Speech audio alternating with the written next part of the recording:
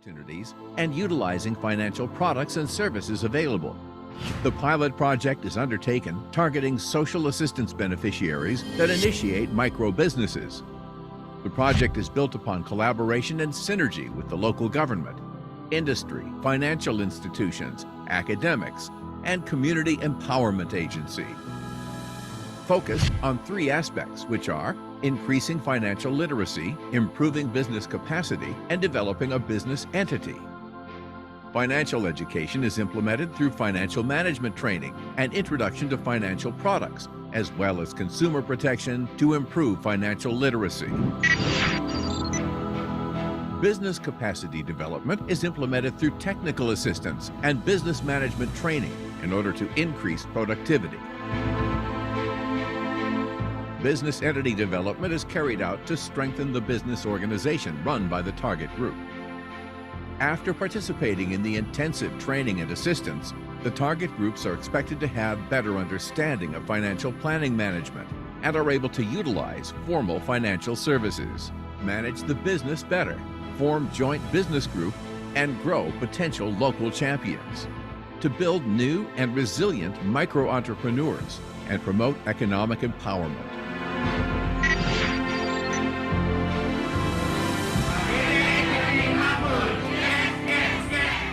Economic and financial inclusion program to vulnerable groups will continue to be developed and replicated in other regions all over Indonesia.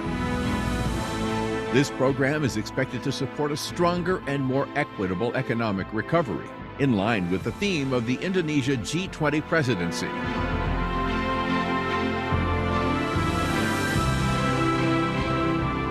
Recover together, recover stronger.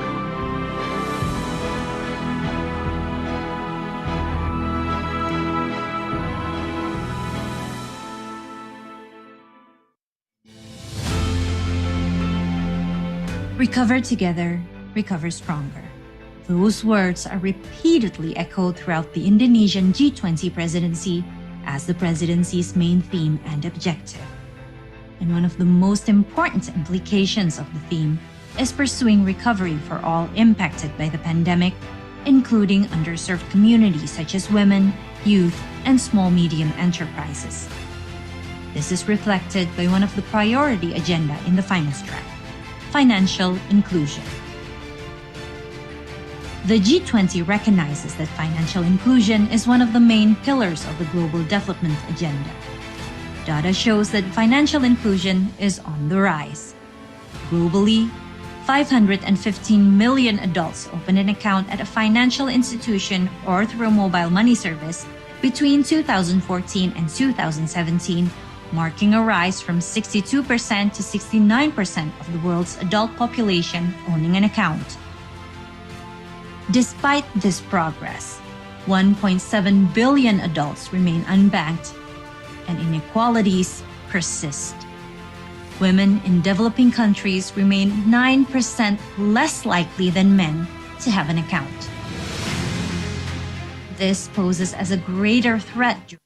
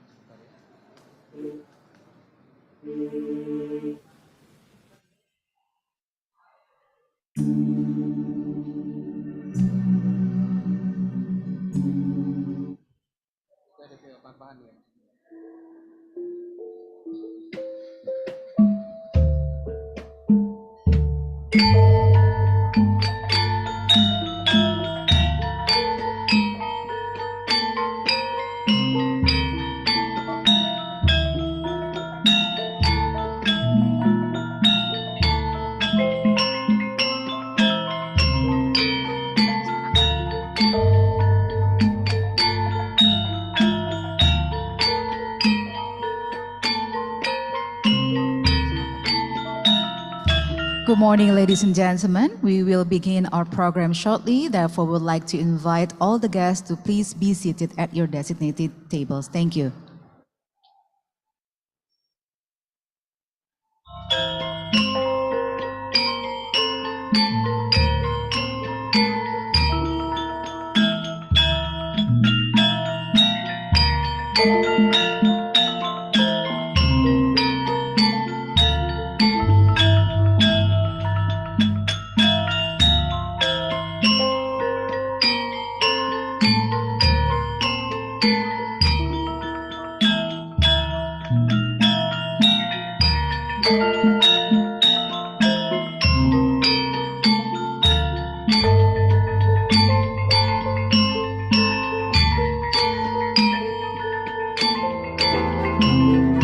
Against the backdrop of the COVID-19 crisis, tackling the economic and financial impact of the pandemic is a matter of utmost concern, particularly for the most vulnerable countries. As the world continues to navigate the exit from the pandemic, the resilient international financial architecture has been tested. Financial stability risks have been contained so far, reflecting the ongoing monetary and fiscal policy supports that have fueled global rebound. However, the uneven global recovery and the uncertainty surrounding the path of the pandemic could pose risks and exacerbate vulnerabilities to financial Assalamualaikum stability. warahmatullahi Such circumstances can wabarakatuh. impede economic recovery toward a strong, Salam sejahtera untuk kita semua. balanced, Om and Swastiastu, inclusive growth. Namo Buddhaya, The G20 Salam plays an Kebajikan, essential Shalom. role in maintaining Good recovery morning, momentum ladies and by gentlemen. ensuring global financial Welcome to stability the and G20 safeguarding Gpfi against negative High-Level spillovers. Symposium on Throughout the harnessing Indonesian digitalization presidency, to the increase G20 will productivity, advance sustainable concerted and efforts inclusive to counter economy risks of and support women, vulnerable youth, and countries, MSMEs. including through Please maintaining give a a big strong applause and to begin effective our global program. financial safety net, continuing the work on debt issues, building a better Thank you very understanding much. of the analytical My name is framework Valerina for a Daniel, policy mix and that it can is my provide honor to be your guidance in host pursuing today. growth and stability objectives. First and foremost, allow us and to extend exploring our more greetings to the diversified currency distinguished in trade guest, and finance Her to Majesty support Queen stability. Maxima of As the global Netherlands in her financial capacity system as the becomes more UN Secretary interconnected, General Special while the trend Advocate of for digitalization Inclusive is Finance for accelerating, Development the and Indonesian honorary G20 patron of the presidency also needs to Gpfi. progress discussions Governor on of central Bank bank Indonesia, digital Bapak currency. Peri Warjio, Indonesia Minister of Finance invites of the Republic members, of Indonesia, Ibu international Sri Mulyani organizations, Indrawati, and Deputy Governor of Bank Indonesia, Bapak Doni Primanto Juwono, Vice Governor of Special Region of Yogyakarta, Bapak Raden Mas Wijoseno Haryobimo, Deputy Governor Banco Central do Brasil, Mr. Maurizio Costa de Moura, GPFI Co-Chair from Bank of Italy, Ms. Magda Bianco, distinguished speakers from international organizations, academics, as well as industries. On behalf of Bank Indonesia and Indonesian Ministry of Finance, please allow us to extend our profound gratitude to everyone for your participation and attendance in person and virtually today. Ladies and gentlemen, advances in digital technology has proven to promote financial inclusion and MSME finance. This year, the Indonesia G20 presidency has put a lot of efforts and attentions on that issues. Today's high-level symposium aims to present the deliverables of G20 Gpfi under Indonesia presidency. We are also going to discuss aspects of digital financial inclusion and MSME finance that could address the challenges and build the resilience of vulnerable and underserved groups. In addition, we will explore insights from authorities and private sectors in implementing and developing digital financial inclusion and increasing MSME finance. To begin, we are very honored to have received support from the UN Secretary General Special Advocate for Inclusive Finance for Development, Her Majesty Queen Maxima of the Netherlands. She wished to join us here today, but due to her schedule, she has provided a pre-recorded video message to support this very special event. Without further ado, let us watch together the video message from the Special Advocate.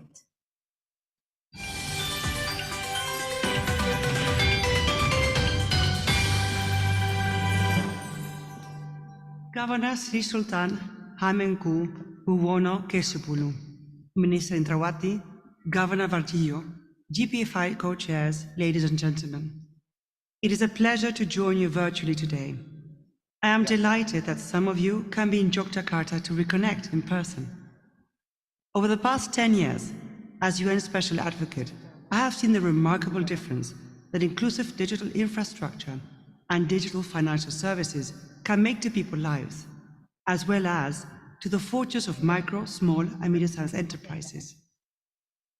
From Indonesia to East Africa, millions of small merchants are now paid and making payments with their phones in their own pockets, transforming their ability to invest and grow. During the COVID pandemic, governments from Brazil to Togo sent emergency digital payments directly to vulnerable households, offering essential financial support at unprecedented speed. These and so many more achievements are made possible through digital infrastructure designed to meet the needs of the poor and underserved segments of societies, such as women, youth, and MSMEs. Greater connectivity and digital IDs allow access to financial services for millions previously left behind. Fair competition and interoperable payment systems help markets work better for even the smallest scale customers. Cybersecurity, consumer protection, data governance, and digital literacy allow marginalized communities to navigate these services in ways that really work for them. And where MSMEs gain access to new digital opportunities, they can make their businesses more efficient, overcome labor shortages, and open up new markets. New fintech services are helping small businesses across the global south to digitize their inventory management, marketing, payments, credit, and sales. Companies like ShopUp in Bangladesh, OmniBiz and Flutterwave in Nigeria, Udaan and Moglix in India, and Besar in Pakistan have been able to help small businesses expand far beyond their brick-and-mortar origins and connect to a much wider world. However, many MSMEs are still missing out on these opportunities. This is a challenge for both advanced economies and developing economies, and one we must meet together by increasing access to digital public goods, finance, and digital skills. SMEs, especially startups and firms with large growth prospects, need a range of financial services like payments, equity, short and long-term debt, savings, and insurance. To get there, we need to improve the whole digital finance ecosystem, such as credit reporting systems and insolvency regimes. The good news is that we see innovation around the world, as showcased in the Gpfi's database digital and innovative financial products for MSMEs. I warmly welcome the work of the Gpfi this year in developing the implementation guide for the G20 high-level principles for digital financial inclusion. Renewing our commitment to support women, youth, and MSMEs is essential for inclusive, equitable, and sustainable growth. We can help them thrive by embracing digital uptake, investing in skills, and improving the finance ecosystem. It is important to understand our small businesses and design and deliver to meet their needs. This includes the Gpfi's work on creating a regulatory toolkit for MSMEs access to digital financial services and a focus on harmonizing MSMEs financing data. As the honorary patron of the G20 Gpfi, I congratulate the Indonesian G20 presidency and the Gpfi and its co-chairs for organizing this week's plenary sessions and for the high quality of your work. I hope governments, businesses, and development champions will use these valuable resources, enabling entrepreneurs everywhere to grow their businesses more effectively and safely and to thrive in the future. Together, we can really drive action to help us recover and build a more inclusive, resilient, and responsible digital financial system with expanded opportunities for all. Thank you very much for your commitment to this important work.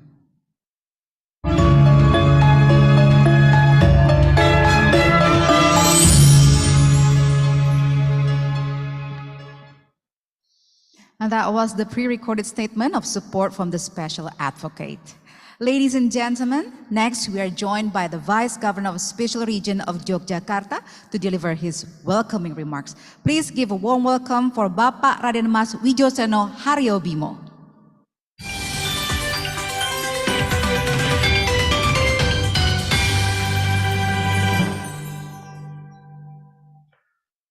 Bismillahirrahmanirrahim. Assalamualaikum warahmatullahi wabarakatuh. Salam sehat dan salam sejahtera bagi kita semua. Mohon izin membacakan sambutan Gubernur Daerah Istimewa Yogyakarta.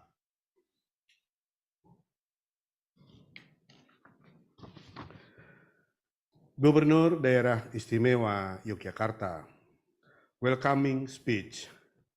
High Level Symposium Gpfi.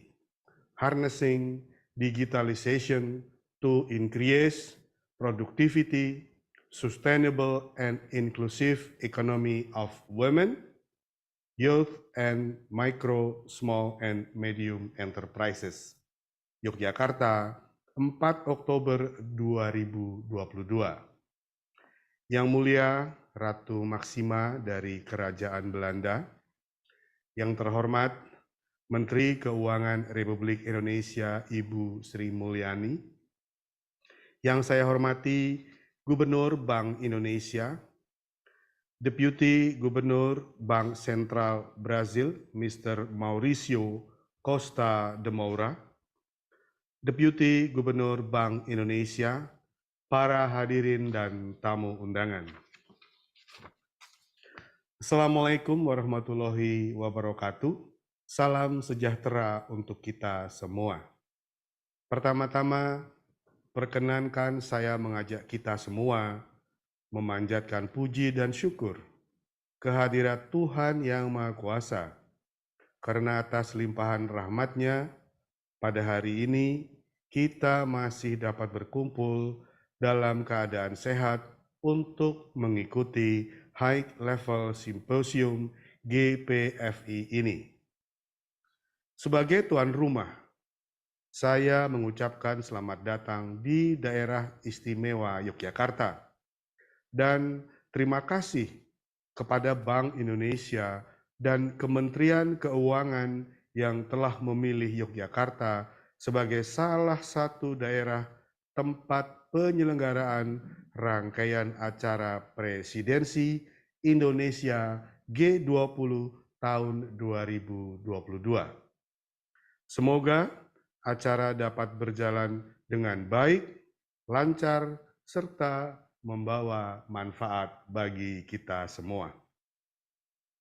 Hadirin yang saya hormati, perekonomian Yogyakarta tidak dapat dilepaskan dari peran UMKM yang berkontribusi sebesar 79,6%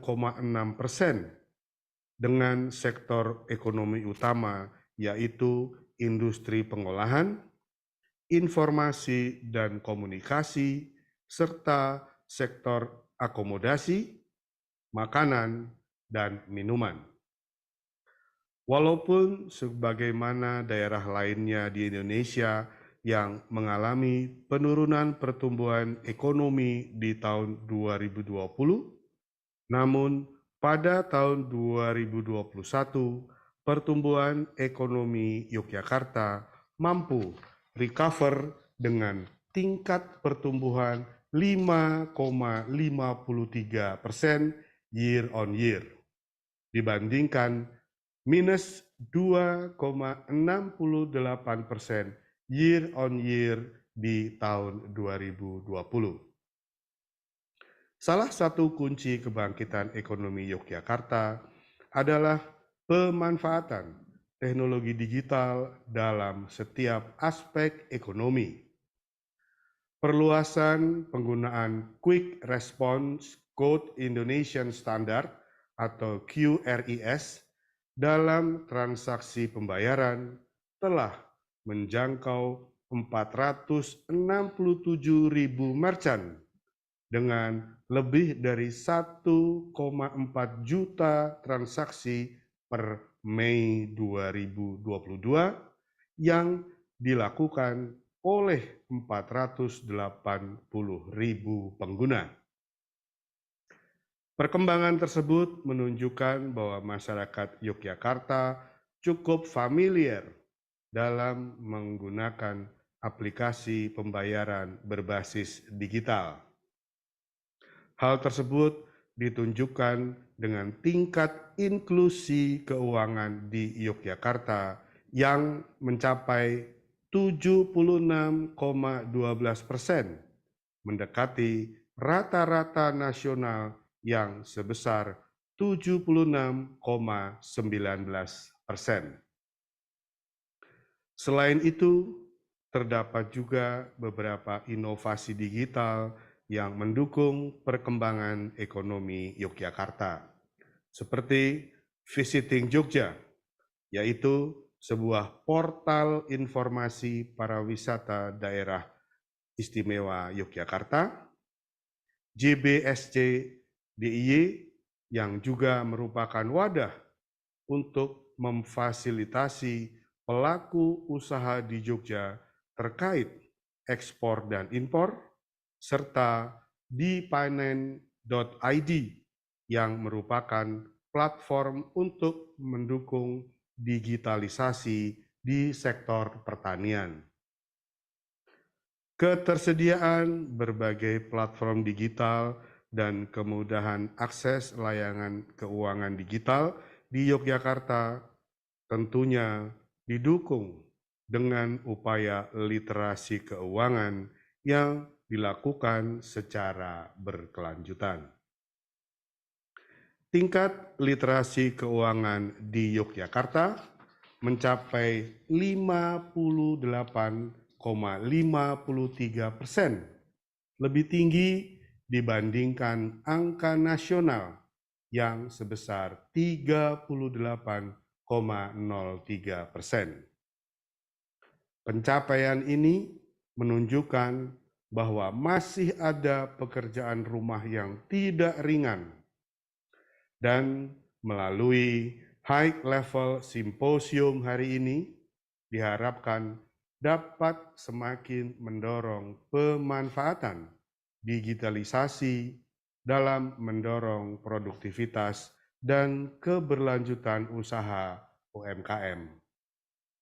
Hadirin yang saya hormati, saya sangat mengapresiasi kehadiran delegasi dari negara anggota G20 dan peserta acara High Level Symposium dan Plenary Meeting di Yogyakarta, dan berharap kesempatan ini dapat dimanfaatkan sebaik-baiknya.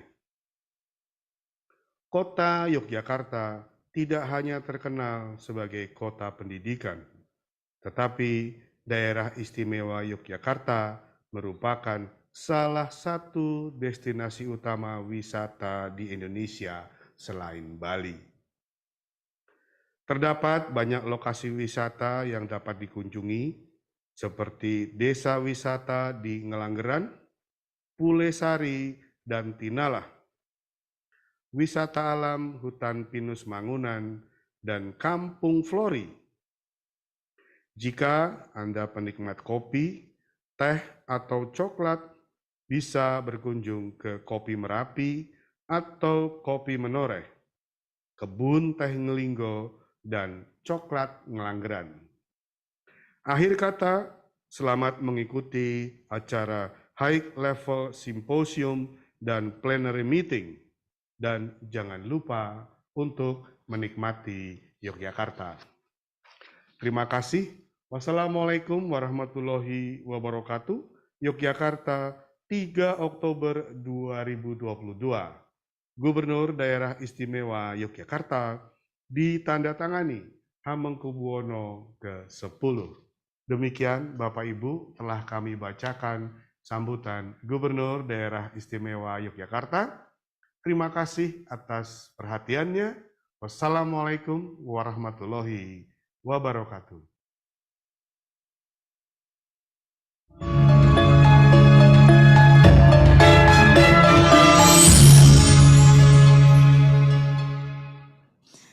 Thank you, Vice Governor, for delivering the remarks. Ladies and gentlemen, as we mentioned earlier, that this high-level symposium is initiated by Bank Indonesia and the Ministry of Finance of the Republic of Indonesia. Next, we would like to invite the Minister of Finance of the Republic of Indonesia to deliver the opening remarks. Ladies and gentlemen, please welcome Ibu Sri Mulyani Indrawati.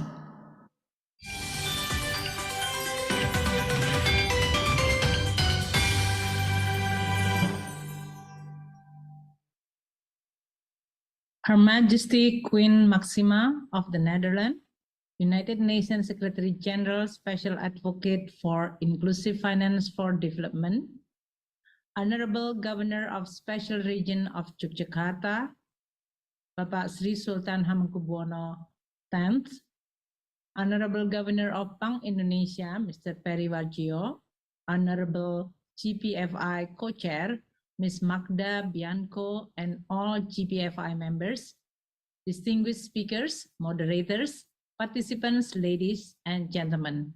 Assalamualaikum warahmatullahi wabarakatuh. Good morning to all of you. May peace be upon you all. Welcome to the G20 Gpfi High-Level Symposium.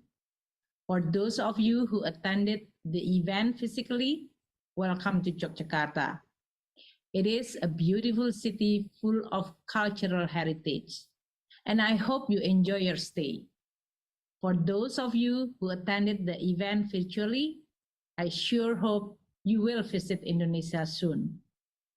I would like to thank the Gpfi committee for organizing this event and also selecting a critical and important theme: harnessing digitalization to increase productivity, sustainable and inclusive economy of women, youth, and MSMEs. I believe this is a very relevant and timely topic where we are currently focusing on the effort to accelerate global economic recovery. Distinguished participants, ladies and gentlemen, micro, small, and medium enterprises, or MSMEs, are a key component of the economy, a proxy of macro inclusiveness, if you will. Worldwide, they create jobs and contribute significantly to global economic development. In Indonesia, MSMEs represent 99% of businesses and contribute more than 96% of employment, as well as 60% of our GDP. Despite being able to survive past crises, MSMEs have been one of the segments that were hit hard by the COVID-19 pandemic. The majority of MSMEs scaled down their operation or even shut down permanently. To support MSMEs and also to enable them to survive during the pandemic, the government of Indonesia has introduced various measures, which we named the National Economic Program of Recovery. Digitalization and micro, small, and medium enterprises are heavily linked, especially when it comes to finance as a hub. Digitalization as a tool plays a crucial role in creating more inclusive economy. People who live in remote areas where there might not be any branches of financial institution, they can use digital financial services to do their financial transaction. Digitalization has also lower transaction costs, which certainly benefiting this vulnerable group. It is identified that there are at least 6 aspects of MSME's ecosystem. First, policy; finance second; market third; human capital as a fourth; support number 5; and culture. In this aspect, digitalization has the room, the potential, and critical role to be set and fully utilized in order to have an optimal MSME's empowerment effort and also to gain its maximum benefits, especially in the aspect of finance. This is one of the main challenges in developing MSMEs, that is access to financing. The government has also implemented digitalization. We are providing and introducing digital payment, digital bookkeeping or record, and digital marketing in order to support MSMEs, and in the context of empowerment, this is also very important. Various surveys indicated that MSMEs that have adopted digitalization have experienced increased transaction, and also consumer prefer to do transaction using digital platform. The government of Indonesia continued to push forward with MSMEs digitalization. As of June 2022, 19.5 million MSMEs have been onboarded into the digital ecosystem. Our target for 2024 is to have 30 million MSMEs onboarded in the digital ecosystem. Digitalization also plays a vital role in financial inclusion. Indonesia financial inclusion has made a progress. In 2021, we have reached 83.6%, but we are aiming higher in 2024 to reach 90% for financial inclusion. And digitalization is a key component for us to reach that target. In regard to financing access and digitalization, several digitalization effort has been actually established by Ministry of Finance. We have a program which we call it UMKM Financing Empowerment, or UFINE. This is implementation in the way that digital financing and digital payment, as well as digital bookkeeping, as well as digital marketing has been introduced to the UMKM or the MSMEs. MSMEs can also apply for government credit program by using the internet. In addition to UFINE, as a framework also provide other MSME ecosystem aspect, that is on the policy, human capital, support, and market, in which digitalization certainly can play a further role and deeper role, such as creating acceleration for upgrading MSMEs businesses and also improve their capacity. It can also introduce licensing as well as networking access and also promotion. The government of Indonesia has also utilized digitalization to improve access to the market for the MSMEs. Ministry of Finance has developed DGPay Marketplace. DGPay Marketplace is a system that facilitates the involvement of MSMEs in the government procurement processes.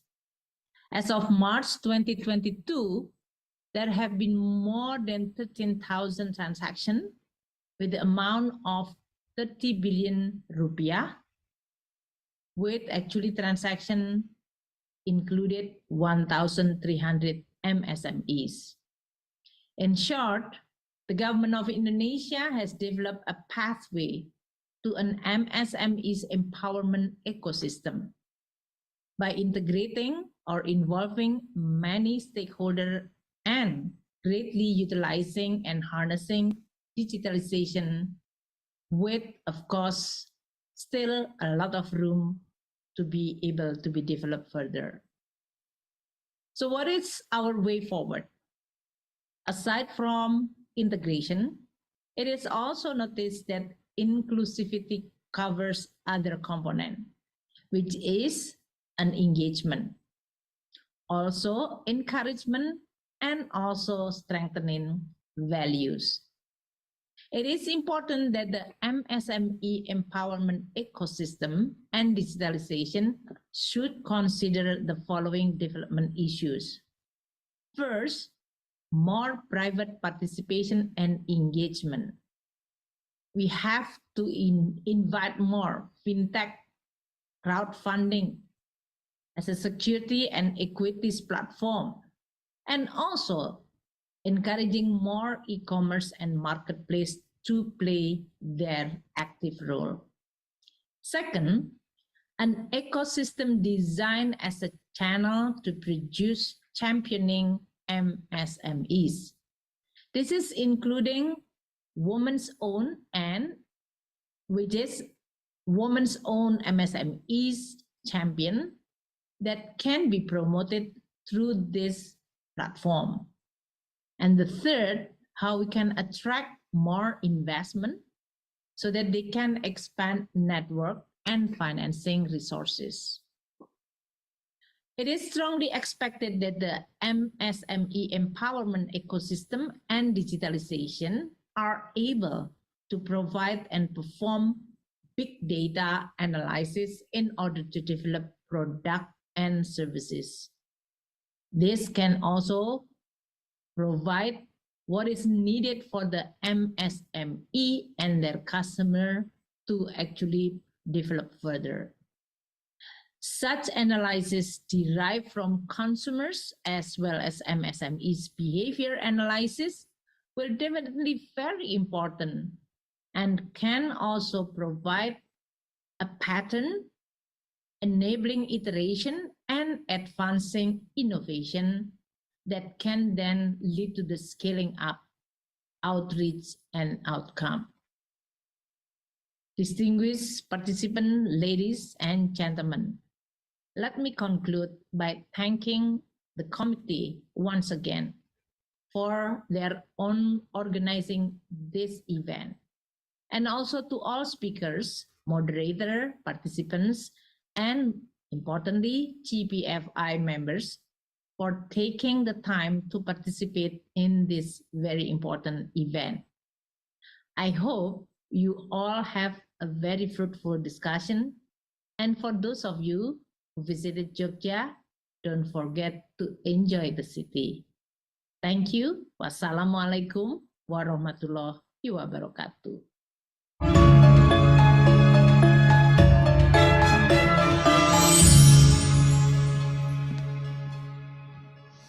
Thank you, Ibu Sri Mulyani, for the remarks.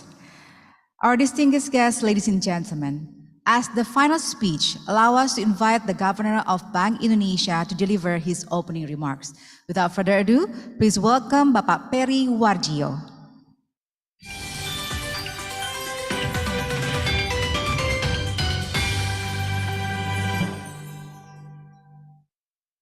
Her Majesty Queen Maxima of the Netherlands, in her capacity as the UN Secretary General's Special Advocate for Inclusive Finance for Development, and Honorable Patron of the Gpfi, Ibu Sri Mulyani Indrawati, Minister of Finance of Republik of Indonesia, Bapak Sri Sultan Hamengkubuwono, Governor of Special Region of Yogyakarta, Magda Bianco, Gpfi Co-Chair, Bank of Italy, speakers, moderators, ladies and gentlemen. Let's start this important event by praising God Almighty, for only with His blessing we are able to attend physically and virtually this G20 Global Partnership for Financial Inclusion Gpfi High-Level Symposium. I would like to extend our highest appreciation to Her Majesty Queen Maxima of the Netherlands as the honorary patron of the Gpfi for giving us a great support for this event. Allow me also to express our sincere thanks to all distinguished speakers, moderators, and participants from around the world who contribute their valuable time and will share insightful intervention in this very important event. This high-level event marks the beginning of the third G20 Gpfi plenary meeting to be held tomorrow. Financial inclusion topics discussed in this symposium, I believe, have become common agenda of many countries as we look for answer on how to harness digitalization to increase productivity and sustainability and inclusive economy for women, youth, and MSMEs. If we look around MSMEs around the globe, including also in Indonesia, majority of them are being driven by women. This is showing the very important role of women in supporting the welfare of the family, but also the economic development. But beyond that, with this empowerment of the economy, the role of women also bringing up many leaders of this country. With their support of the family, the woman can also raise the children, educate them, becoming achieving higher education. And we are now seeing around Indonesia, digitalization, financial digitalization, economic digitalization for those MSME, and the role of women becoming even more important. Ladies and gentlemen, the question is how we do it. How we can harness financial digitalization to support MSME, the role of women in economic empowerment, economic welfare, and also raising the children as well as creating the leaders of the country. For Indonesia, we already accelerate our national economic and financial digitalization through our implementation of Indonesia Payment System Blueprint that we issue in 2020 and goes to 2025.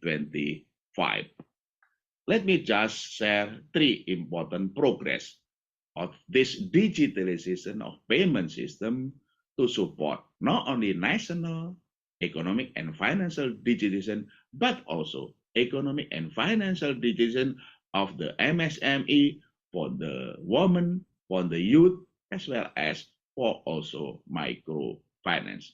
One, Bank Indonesia continue to expand the adoption of the Quick Response Indonesian Standard, or we call it QRIS, which facilitates cross-platform digital payments and various payment applications. CRIS encouraged the interlinking of banks and fintech and the digitalization of the MSMEs. Now, QR Indonesian Standard already being used more than 20.5 million MSME, which is about 90% of them are micro and small. And the use of the QR Indonesian Standard also increasing, now reaching about 23 million. We aiming that we achieve 30 million of QR Indonesian Standard. So QR Indonesian Standard already digitalized not only our national economic and finance, but also MSME, but also the role of women and financial digitalization. Second, Bank Indonesia also continues to develop Bank Indonesia Fast Payment to facilitate retail payment in real time, safe, efficient, and available around the clock 24/7. And it is very, very efficient. The cost is maximum of 200 rupiah per transaction. This is very small. The total number of Bank Indonesia Fast Payment participants now already represent 85% of national retail payment system as of August 29, 2022. And we will keep expanding. And also will be also becoming together with QR Indonesian Standard will also available for cross-border under ASEAN 5. Indonesia, Malaysia, Thailand, Singapore, and the Philippines. 3. Digital transformation in banks and interlink between fintech and banks through open banking will also support the further development of digital technology and bank financial product and services. We already introduced the national standard that being used only one language for all the payment system services. We call it National Open API Payment Standard. In Indonesia, we call it Standard National Open API Payment or SNAP. And this will continue integrating, interlinking, and interoperability of financial services between digital banking, fintech, and e-commerce. Distinguished speakers, ladies and gentlemen, this is showing that digitalization is one of the fastest way to enhance the economic and financial inclusion of our part of society, especially for women, youth, and MSMEs. And this is also happening in Indonesia. Our financial inclusion and economic inclusion increase rapidly through the digitization, including our digitization of the payment system. Based on our national survey in 2021, the level of financial inclusion in Indonesia continue to increase toward its target of 90% in 2024. In 2021, for example, 65.5% of the adult population have an account in formal financial institution, an increase from 61.7% in 2020. But 83.6% of the adult population has used formal financial product and services, including not only through bank account, but also through various venues of digitalization of the payment system. This is a very rapid increase, about 81.4% in 2020. Of course, ladies and gentlemen, many things that we have to do more. We need to increase our digital financial inclusion. Among others, of course, to expand, to provide the payment infrastructure for all of the segments of the society, including women, youth, and MSME with a very low cost. We also need to empower them to use this number of digital instruments. Among others, we need also to enhance their capacity of literacy of the financial, and we need to also provide a customer protection for those segments of society. With that, this is why the Indonesia G20 presidency with the Global Partnership for Financial Inclusion aims to formulate a financial inclusion framework and harnessing digitalization to increase productivity, a sustainable and inclusive economy with a focus on women, youth, and MSMEs. The framework is meant to serve as guidance for regulators in their effort to maximize the benefits of digitalization to promote the economic potential of the most undeserved groups and favor the shift towards a more productive and sustainable economy. This high-level symposium will present the key aspect of the framework, deliverables to be discussed in a broader context, exploring and discussing aspects of digital financial inclusion and MSME finance based on countries' experiences and industries' perspectives relevant to these deliverables. Before concluding, I would like to express my sincere gratitude to all GPFI members and co-chair for their continued support and constructive contribution to the framework's development. Special appreciation to our implementing partners and affiliated partners who have contributed significantly to our deliverables and symposium preparation. Let me close by wishing everyone a productive discussion and a good stay in this historic city of Yogyakarta. I thank you.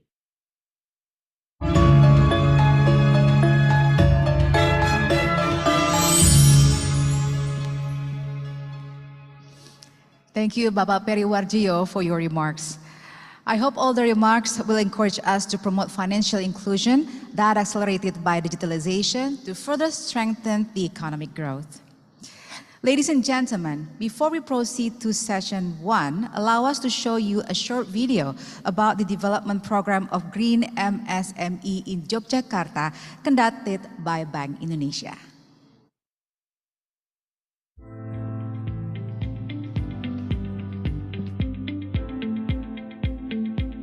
Global warming telah menyebabkan krisis iklim yang berdampak pada perubahan alam dan kehidupan manusia. Oleh karena itu, tidak mengeksploitasi sumber daya alam secara berlebihan adalah komitmen kami dalam mengembangkan usaha. Saat ini kesadaran masyarakat akan pentingnya usaha yang berkelanjutan semakin tinggi. Hal ini menginspirasi Palemkrab sebagai UMKM berpartisipasi dalam menjaga lingkungan dengan menerapkan prinsip ramah lingkungan. Palemkrab menjalankan produksi dengan prinsip ekonomi hijau. Kami menggunakan bahan natural dengan tetap memperhatikan budidaya yang berkelanjutan, bahan finishing water based yang tidak beracun, memanfaatkan limbah produksi untuk menghasilkan produk yang bernilai lebih tinggi, menggunakan kemasan yang ramah lingkungan, dan penggunaan lampu tenaga surya untuk penerangan. Kami juga menerapkan prinsip inklusivitas dalam proses pembuatan produk dengan memberdayakan masyarakat di sekitar workshop yang berada di daerah Bantul, Yogyakarta. Bank Indonesia memberikan kesempatan untuk berpartisipasi dalam business matching ekspor untuk bertemu potensial buyer, memperluas akses pasar, dan juga business matching pembiayaan untuk mendapatkan bantuan pembiayaan dari bank komersial maupun lembaga fintech. Kami juga berkesempatan untuk berpartisipasi dalam pameran yang melibatkan kementerian dan lembaga serta stakeholder lainnya. Manfaat dari program ini, selain menjaga lingkungan, kami dapat memperkuat sustainable di tempat kami, mengurangi biaya produksi, dan juga membantu meningkatkan kesejahteraan masyarakat. Kami akan terus berkomitmen menjaga lingkungan demi keberlanjutan bumi di masa depan.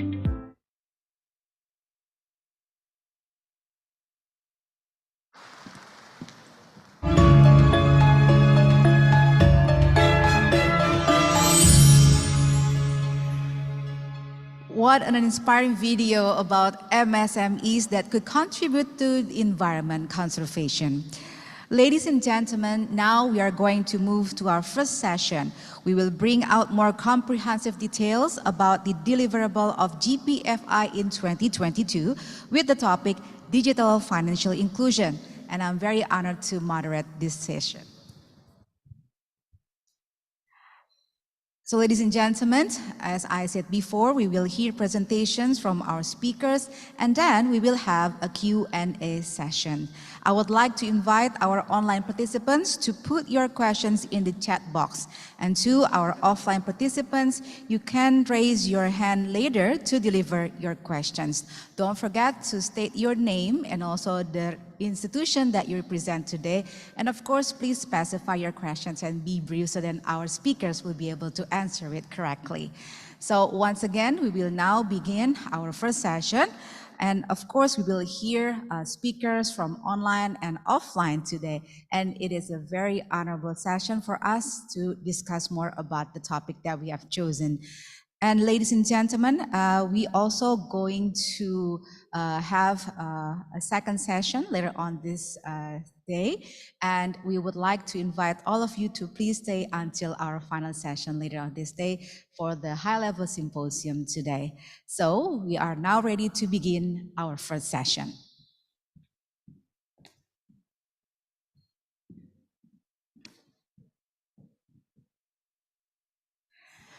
Our first speaker is the Global Director of Finance, Competitiveness and Innovation from the World Bank, Mr. Zhang Pam.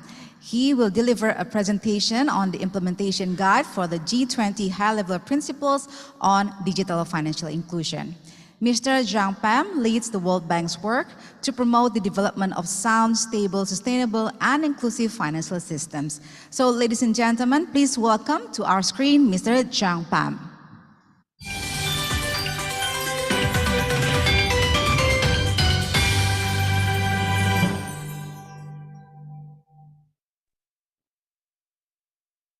Good morning, good afternoon. Thank you very much, Valerina. I hope you can hear me and see me well. And if the team could put up the slide, thank you very much. That will be very useful. Excellencies, distinguished guests, ladies and gentlemen, it's really a pleasure to join you for this discussion this morning on the important deliverable of this implementation guide for the G20 high-level principle for digital financial inclusion. So I hope you can see the slide. I'm going to run you quickly on what is the guide about, what's its content, and why it's so important to the agenda. Thank you very much. Next slide. At a time, and I'm going to use the Findex as a reference on that, where we have really seen what we can call the proof of concept that digital financial services really make a difference in terms of digital financial inclusion. We still have a long way to go, but really we've seen that they can help in terms of bringing on board more and more people and also facilitate access to finance for MSME. So set the scene slide. So under the Chinese G20 presidency in 2016, the Gpfi had adopted this high-level principle for digital financial inclusion, and the objective was really to encourage government to promote a digital approach to financial inclusion. And these 8 principles have been used and a reference for many countries, but what Gpfi realized is that there was really a benefit of trying to go one further step and provide very practical guidance, both to G20 and non-G20 countries, on how to actually implement those high-level principles. And it's really focused on how to, replicable example, good practices, also recognizing the risk and how to mitigate them, and something that is independent of the level of development, but really trying to be as useful as possible for any country trying to move on digital financial inclusion. So we will go to the structure of the guide in 1 second, but the idea is that for each high-level principle, there is really a presentation of what are the best practices, what are the references, the international standards in particular, and practical example. So part of it is that over the last years, and there's been an acceleration, as we all know, in the context of COVID, is that there has been a lot of innovation on the supply side, as well as regulatory responses. This is a very fast-moving environment, and part of the objective is to capture those development. The second element is that there are some risk, in particular, risk to further exclude, and really the need to have a more deliberate approach to those most excluded, as we discussed today in this high-level symposium, with a focus on women, youth, MSME, and all the other excluded ones. And finally, this is really completely relevant and central to the Indonesian presidency goal of supporting productivity, inclusive growth, and financial sector resilience and reform. Next slide. So a quick reminder of the 8 high-level principles. So the guide focuses on the 6 first. So digital approach to financial inclusion, balance innovation and risk, proportional legal and regulatory framework, expand the digital infrastructure ecosystem, already mentioned by several speakers this morning, responsible practice to protect customer, so clearly customer protection, key priority, and strengthen digital and financial literacy and awareness. So the idea is how to implement these first 6, And there are some elements in the guide also on high-level principles 7 and 8, but not as deep as the first 6 that are really the fundamental pillar of digital financial inclusion. Next slide.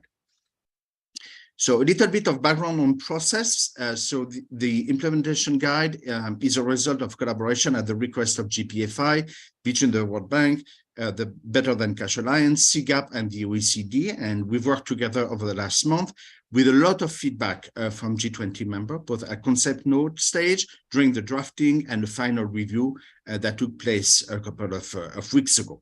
A lot of examples were provided by G20 members, which really allows to have the guide to be very practical and grounded into reality and not just a theoretical guidance. It's brief so that it's easy to use, very targeted. Each chapter is no more than 80 pages long, and it does not reinvent the wheel. And as I mentioned, part of it is what do we know work, what have we seen, and a lot of cross-references to G20 and Gpfi work. It's focused on fundamental building blocks, stakeholder implementation, so very practical, and as I just mentioned, a lot of focus and references to vulnerable groups, women, MSMEs, youth, disabled, migrants, displaced persons, wherever possible, so that really it's about getting to the next stage, in particular building on the progress over the last years in terms of more inclusion, and now the last mile, if I can put it that way, is even more challenging, and that's why there is a need to focus on this vulnerable group. And in addition to the guidance on each of the high-level principles, the guide includes self-assessment tool in the appendix that is really aimed at helping countries to assess themselves and therefore better prioritize and target their own steps in further implementation.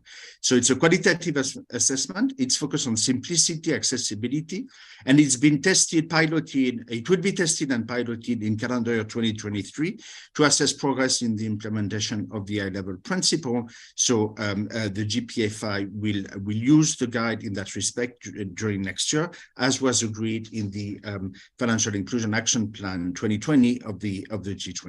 Next slide.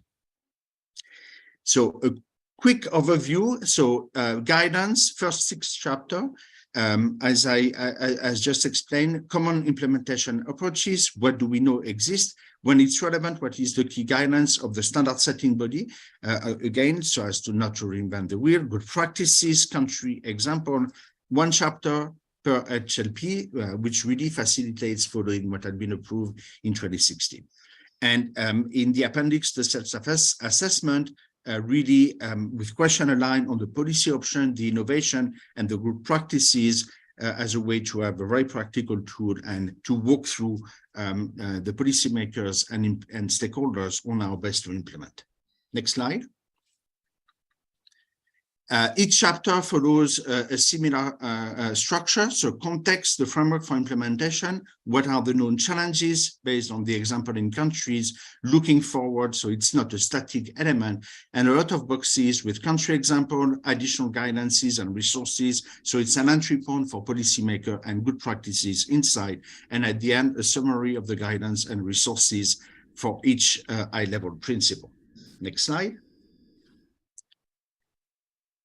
And for the appendix, for each HLP, there is a checklist, 2 levels, one with a minimum standard, so really something that any jurisdiction should have in place, where there's specific financial products and services that are delivered digitally, and then level 2, which is the additional policy and regulatory level, which may be more cutting edge, less mandatory, if it can be put that way, but really an encouragement for countries using the guide to see how they can go the extra mile and really further promote digital financial services while at the same time managing risk. And there are key resources, as I said, including on HLP 7 and 8 that are referenced at the end of each checklist, really to guide the countries and make sure that the whole elements of the high-level principle are captured in the guide. Next slide. So obviously, things are moving very fast. The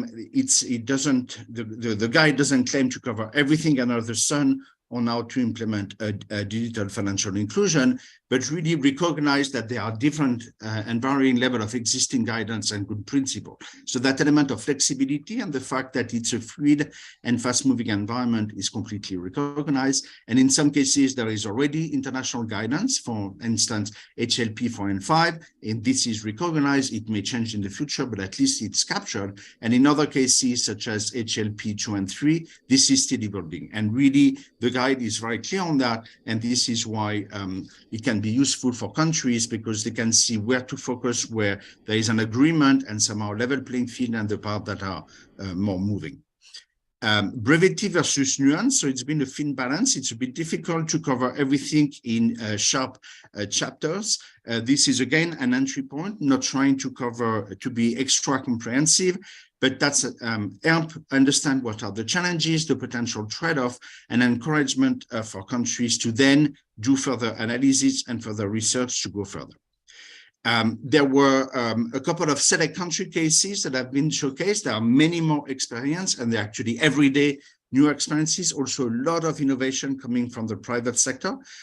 So it's important to keep in mind these elements of innovation, including sometimes challenging current existing regulatory framework. So this is, again, a start point, and in no way there is one size fits all approach, quite the opposite. And the self-assessment really requires countries to have a holistic understanding of their policy, legal, and regulatory landscape, calling for a lot of coordination between regulators. So this is not just for one regulator, and that's one of the challenge of digital financial services and fintech. It blurs some of the lines, the traditional line in terms of regulatory parameters. So this is also something that is covered in the guide, and again, a starting point for policymaker. And again, it's not a comprehensive anthology. It's really a starting point. It should be read with the evolving environment, the new good practices. Standard setter are issuing a new guidance on that very, very regularly. So it's an encouragement to continue the work on GSLP and the cross-cutting issue. So a very important document. Thank you very much to the Gpfi for having asked all the implementing partners to prepare this guide. And thank you very much for the dialogue as we were preparing it. It really improved and make it more usable and more relevant for everybody. And we hope that everybody will find it useful, and that will help us on our journey for more financial inclusion, with a specific focus on the most vulnerable and still excluded for digital, for access to finance. Thank you very much, and back to you.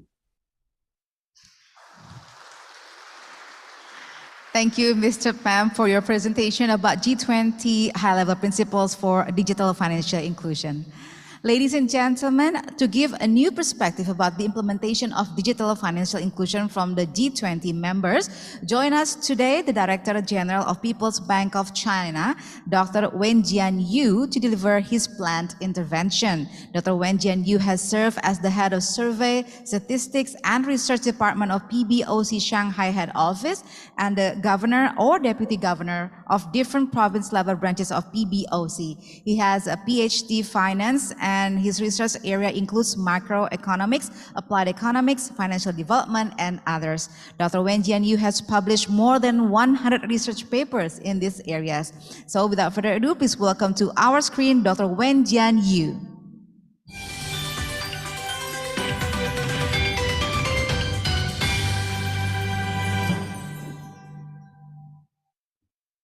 Distinguished participants, ladies and gentlemen.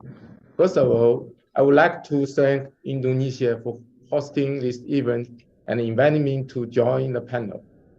I believe this year will continue to be a fruitful year for Gpfi. 6 years ago, under the G20 Chinese presidency, Gpfi proposed digital financial inclusion as the key topic and established a technical team comprehensive experts from the international organizations to draft the G20 high-level principles for digital financial inclusion. G20 leaders at the Hangzhou Summit officially endorsed the high-level principles, which serve as the first international high-level guidelines in the field of digital financial inclusion.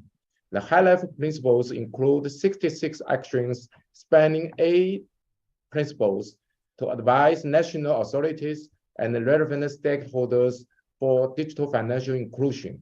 In recent years, China has implemented the high-level principles in many areas.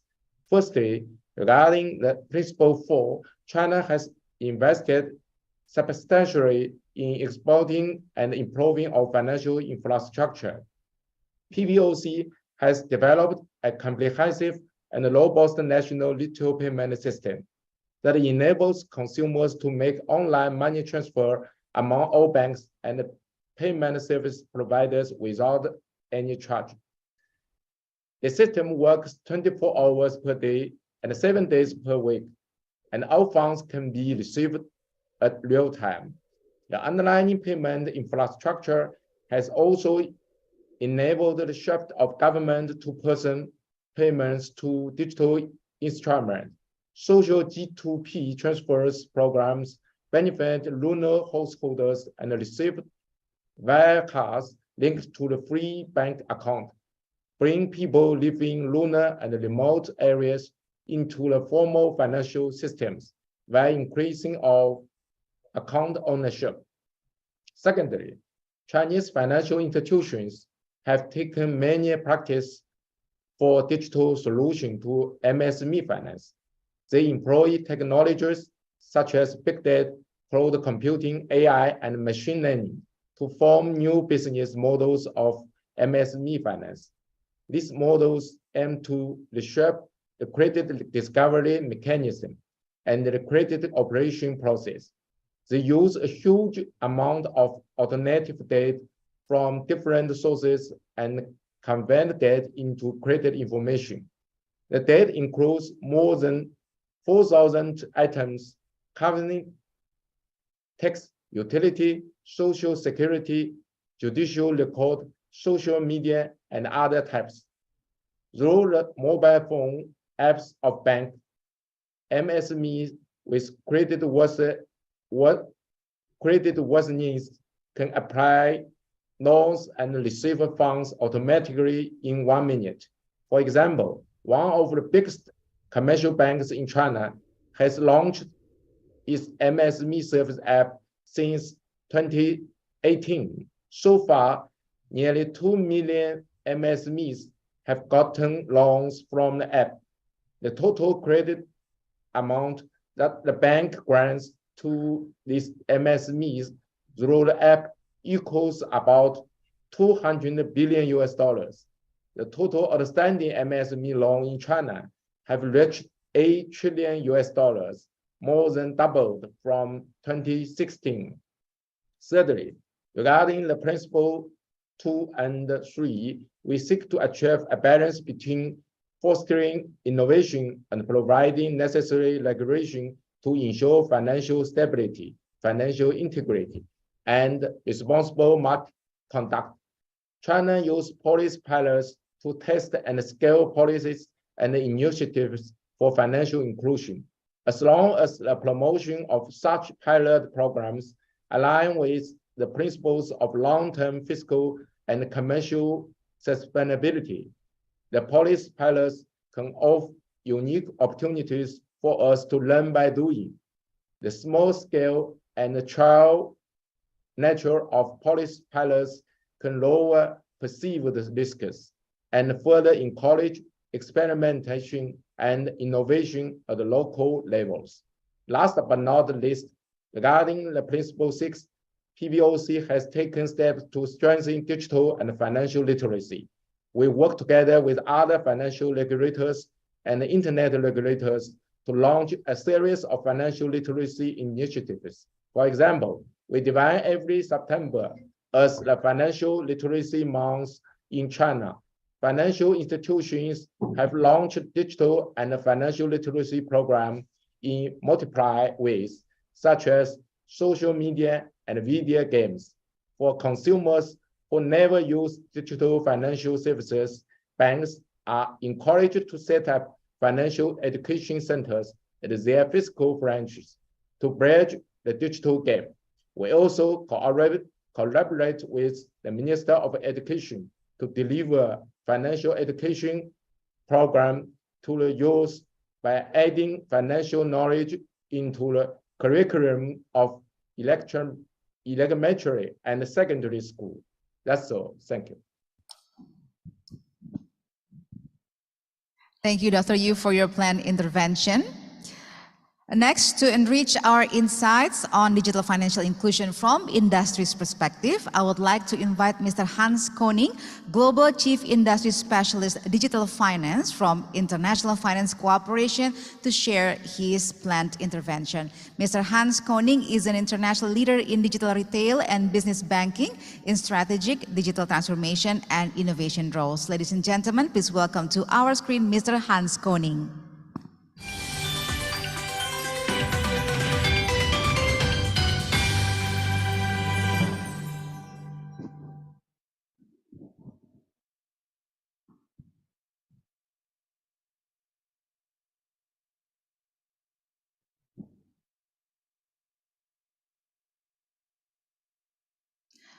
Mr. Hans Koning, we cannot hear your voice. Yes, now I'm unmuted. Can you hear me now? Yes, we can hear you clearly now. Thank you. Thank you very much.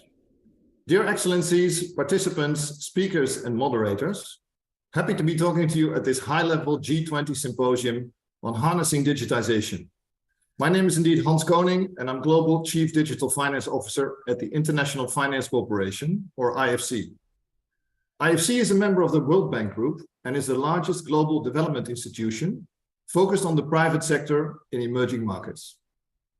We work in more than 100 countries using our capital, expertise, and influence to create markets and opportunities in developing countries.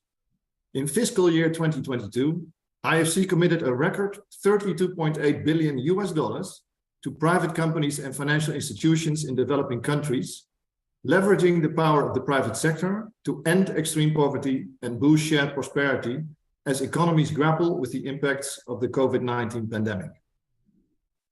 Our teams engage with and financially support digital banks, fintechs, financial institutions, and e-commerce platforms in developing countries with the purpose of promoting financial inclusion through digital solutions.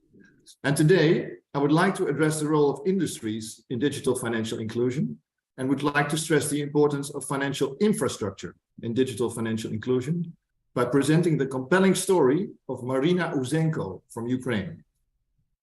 As a psychologist, speech therapist, and owner of a therapy practice in Ukraine, Marina Uzenko over the past years has helped children find their voice. But after she was forced to leave her hometown of Kiev on February 24 this year because of the invasion, she felt like she had lost her voice. When Marina was forced to relocate to Warsaw in Poland, she noticed that working with banks was a challenge because she, like most Ukrainians fleeing the war, lost proof of her financial standing, such as the records of her past bank accounts and her robust credit history in Ukraine. There has been no mechanism by which banks in Poland can connect with Ukrainian banks to recover this information. And without these records, Ukrainians like Marina have limited access to employment, accommodation, and banking services in Poland, including loans that could help them relaunch, sustain, or grow their careers and businesses. So when we were confronted with stories like Marina's, we asked ourselves, how can we solve this problem? We came up with a solution that we call digital data corridors. These corridors can meet the needs and protect the rights of consumers while satisfying the stringent requirements of financial institutions, assuring them that their risk is minimal. So IFC established the initiative in response to the financial needs of Ukrainian refugees because the scale of the crisis in Ukraine urgently demanded solutions tailored to the refugees' situation. IFC's Digital Data Corridors initiative brings together a coalition of credit information providers, financial institutions, and industry experts to allow financial institutions to work electronically across borders and receive international credit histories, identity verification, and bank transaction data in real time. And with this information, Ukrainian refugees in host countries will be able to get easier access to credit cards, loans, and other services. And in doing so, they can rebuild their lives and businesses in a new country. With the support of private sector parties, the data exchange mechanism has already become operational in Poland, Georgia, Latvia, and the Czech Republic. And this fall, IFC is helping organize a series of events in these countries to further equip banks with the tools they need to tailor financial services to the needs of refugees. At a time like this, full integration of Ukrainian refugees into the regional financial system, where credit reporting plays a vital role, is critical. Establishment of the digital data corridors is a good step in this process, supporting Ukrainians as they overcome unprecedented economic challenges. Now, I would like to take a moment to discuss the role of digital finance providers that play an increasing role in supporting safe, reliable, and low-cost provision of digital financial services, especially for the underserved. Here, two important categories of private sector parties play an important role. First, the mobile services providers in emerging markets who have millions of clients, mainly individuals who have their mobile phone subscription with them, either postpaid or prepaid. Through this ecosystem, they are able to facilitate payments and generate lending solutions. In West Africa, for example, IFC recently signed a partnership with a mobile services provider where we provide advisory services to help their mobile bank subsidiary develop and test innovative and scalable digital lending products that meet the specific needs of mobile money agents, as well as merchants accepting this type of payment. Agents are essential to the mobile money ecosystem in West Africa and elsewhere in the world.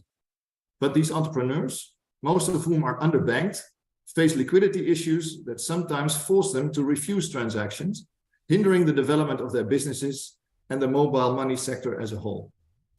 In its pilot phase, the project will target 250 agents of the mobile money provider to increase their access to financing and allow them to have sufficient liquidity to meet their clients' demands. The second category of important private sector providers that promote financial inclusion through digital channels are digital banks or neobanks. With the majority of them founded in the past 10 years, digital banks in many emerging markets across the world have gained traction. The foundations of digital banks lie in access to Wi-Fi or mobile network services and availability of affordable smartphones. A good thing is that in many emerging markets, smartphone penetration is close to or above 100%, thereby making it possible for digital banks to provide their solutions through apps on these smartphones.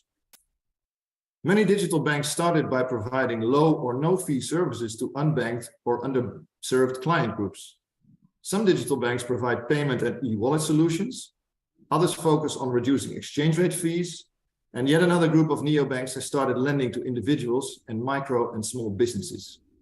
Finally, a number of them offer credit card products, both for enabling transactions and by providing lending facilities. After establishing a client base, many of them have developed additional products and solutions, benefiting their customers in emerging markets. Digital financial education is an aspect many of them also focus on. We see examples of successful digital banks in emerging geographies across Latin America, Africa, and Asia. For example, we currently work with a neobank in Latin America that specifically promotes financial inclusion of women, people with disabilities, and people of African descent. I'm currently in Jakarta talking to a number of promising Indonesian digital banks this week. They provide access to finance for previously unbanked or underserved individuals and SMEs, and in doing so, promote financial inclusion in this vast and beautiful country that has so many opportunities. Let me stop here and hand the floor back to Valerina. Thank you, Mr. Hans Koning, for your planned intervention. Ladies and gentlemen, after we hear the views from public and private sector, finally, I would like to invite our guest speaker, Mr. Nicholas Drury from Cambridge University, who will share his expertise in promoting financial inclusion with technological solutions. Mr. Nicholas Drury published over 30 studies on technology-enabled financial innovation as a global research lead for IBM. Please welcome to the stage Mr. Nicholas Drury.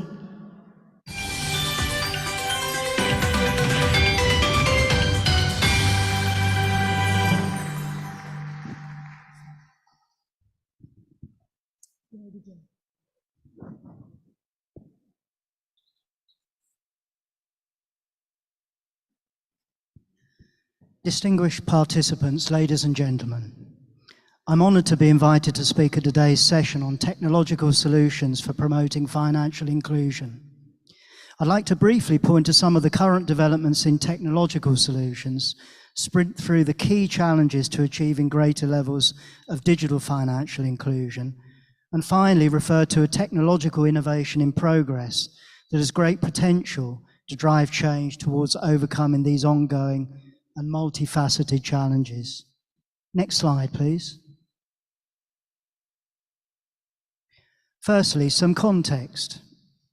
This phase of industrial change in which we live, often referred to as the Fourth Industrial Revolution, is characterized by rapid technological change, deep data-driven digital transformation, and the emergence of innovative new products, technologies, and access modes, some of which can be seen on the Gpfi FinTech wheel on screen.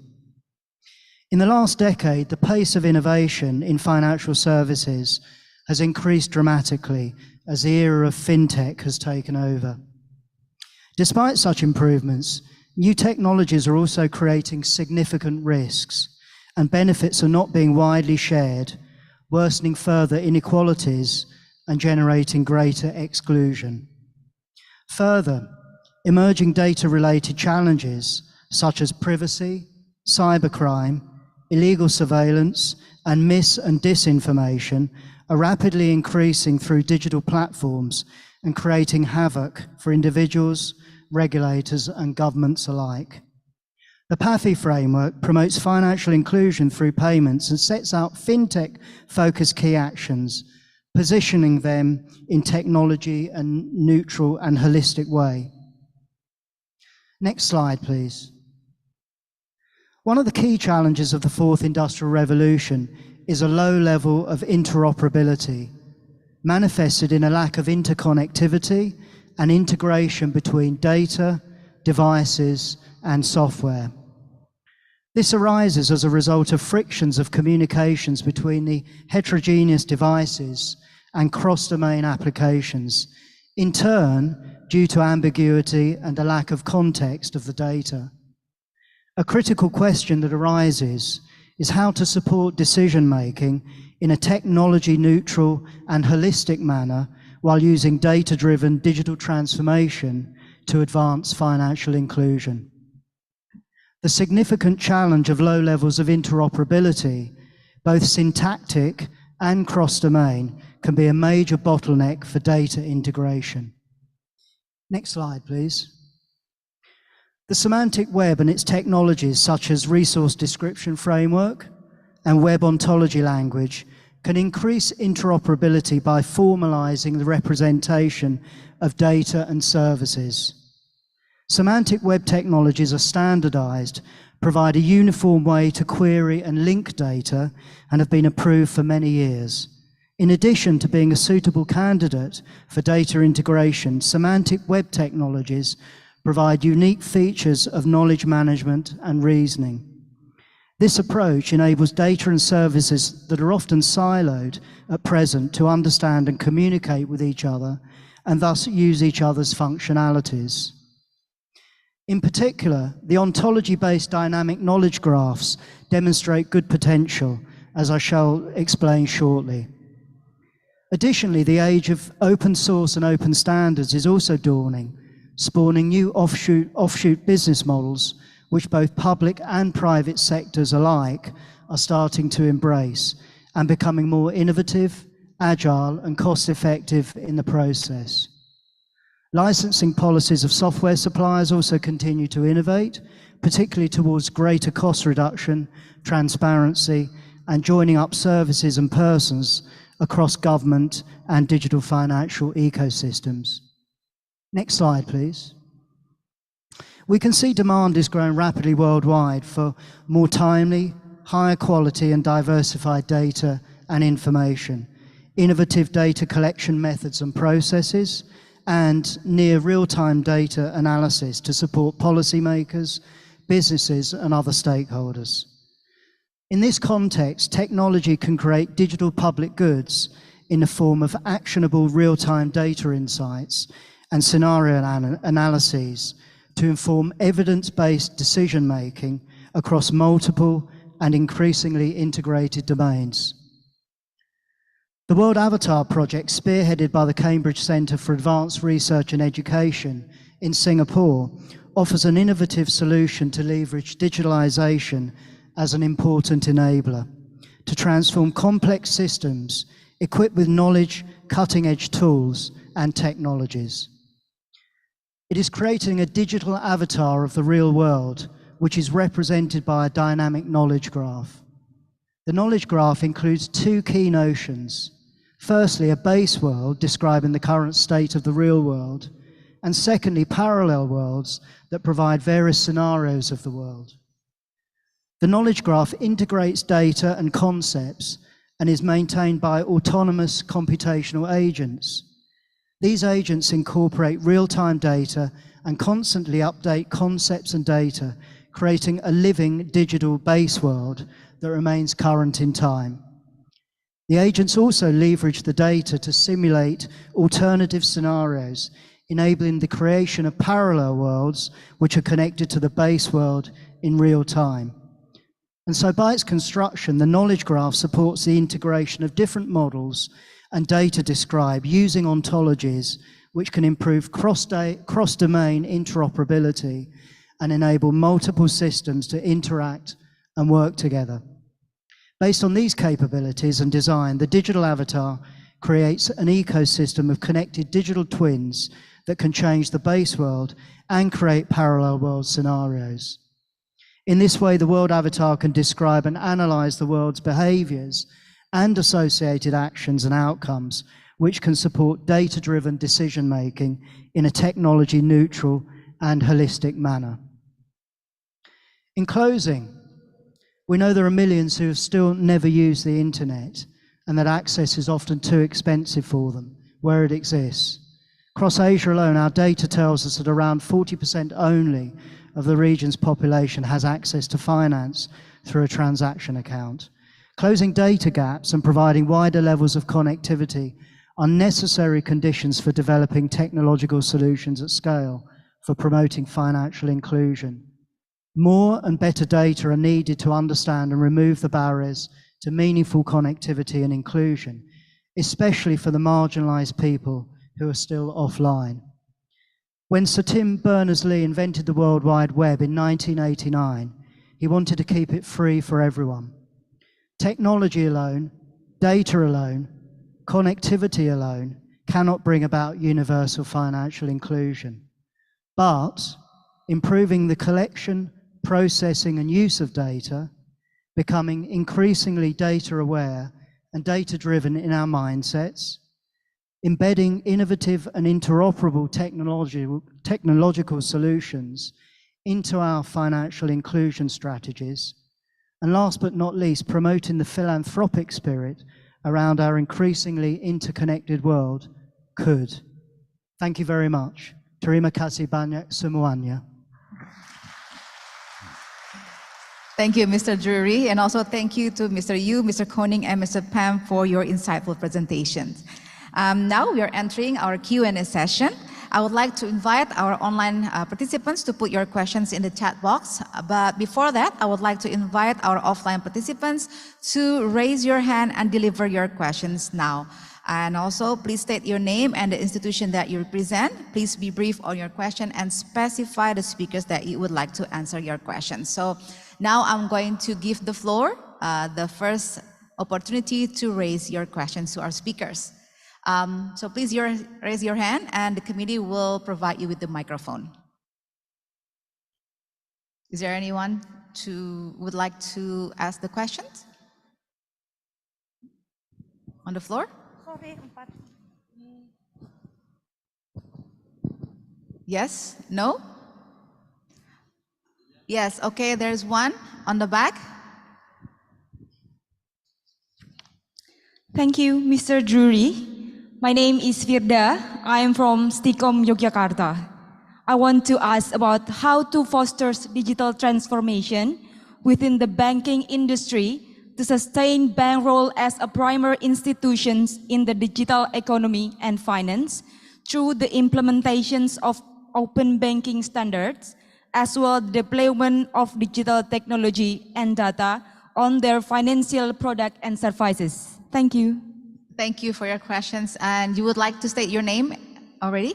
My name is Firda. Okay, thank you very much. Okay, so one more question from the floor. Okay, not yet. Okay, so okay, one more on the back. Thank you. My name is Kariza. I'm from the BNI, one of the state bank of Indonesia. I'm from the UGM branch in Yogyakarta. Because my background is banking, so my question related to the banking business. Speaking about the business, bank is not only concerned to the profit as our Gpfi, but the challenge for us is how we get involved in the community development program. Speaking about the community development programs is how we support the productivity of the SME sectors. Speaking about the SME sectors, how we use our IT or digitalization approach internally, it's not a big issue for us because we can use the IT and digitalization as a shortcut to make the process more efficient or more effective and of course accountable. The problem is externally, it's hard for us to push our customer, particularly the SMEs sectors or SMEs customers, to use the IT, to use the IT product. Shortly, it's a challenge for us. It's a big obstacle for us how we push them to get involved such like the cashless transaction, because the reason they have no confidence to use the transaction in digital. My question is, the reason behind, in my opinion, the reason behind is because they have no confidence to. The biggest problem because it's about the paradigm. They still use the conventional paradigm. My question is, perhaps you have the lesson learned how we change the paradigm. Switching paradigm is the hardest thing, I think. Okay. Thank you. Thank you very much for the question. So maybe the first question could be answered by Mr. Duri, because she's already said that you would like to answer that question. And of course, for the second question, maybe Doctor, you can share your experience because you're from the banking sector. So first, I would like to give Mr. Duri the first opportunity to answer the questions. Yes, thank you. Thank you for that very interesting question. I don't think there is one solution to that question at all, and I think it is very much about the business models and the operating models in the way that the financial services industry is operating. And certainly, from the data that we've been collecting at Cambridge, there is increasing urgency for us to be able to be holistic in the way that we can transform financial services. And that means, in practice, I think, incorporating as many public and private sector collaborations as possible, as well as being able to use processes of those financial services products and services, really to be able to do good testing in these environments in a safe way that is well communicated, and also where we can learn from the lessons, globally as well as in other jurisdictions. But I think in terms of making it a situation where everyone can move at the same speed, this is going to be one of the key challenges, given that obviously the regulatory environment is very different in each country. There are different risk appetites that relate to innovation. And I think getting that balance right between innovation and how we manage the risks that come out of that innovation is absolutely critical. And of course, the high-level principles refer very much to that approach. So, I think this is going to be a very, very gradual process. We need to look at business models in much more detail, and then build the operating models around those business models step by step. Yes, as a challenge for us these days. Okay, thank you very much, Mr. Drury, for answering the questions. Now I'm going to move to Dr. Yu. If you could share maybe your experience about engaging MSMEs to join your program. TBOC is studying on digital ID. So maybe Hans can answer the question. I also would like to learn more insights from the private sector. Okay, so maybe from the private sector, Mr. Hans Koning can add to that question. Yes, happy to, thank you. Yeah, on SME, indeed, we see in many of our emerging markets a concentration of the banking business with a few big banks. And they tend to focus on the corporate banking activities because these are, you know, bigger tickets, more profitable. And it's in many markets there's a big access to finance gap for SMEs because the loan tickets are small. Of course, you cannot charge 30% interest rates, and unless you have a highly digitized process, these loans will quickly become loss-making for private sector players. So that's why in many markets there is a billions of dollars finance gap for SMEs. So there the challenge I think really lies in, like you said, like the room asked, you know, the SME first has to see the value of sharing the data, right? Because you have to give your data in order to receive a credit score back, and then based on that credit score, lending can be done. So I think in a number of markets, we see interesting fintech developments coming up because they have cheaper platforms, so their cost to serve is much lower than incumbent banks. They have good digital processes.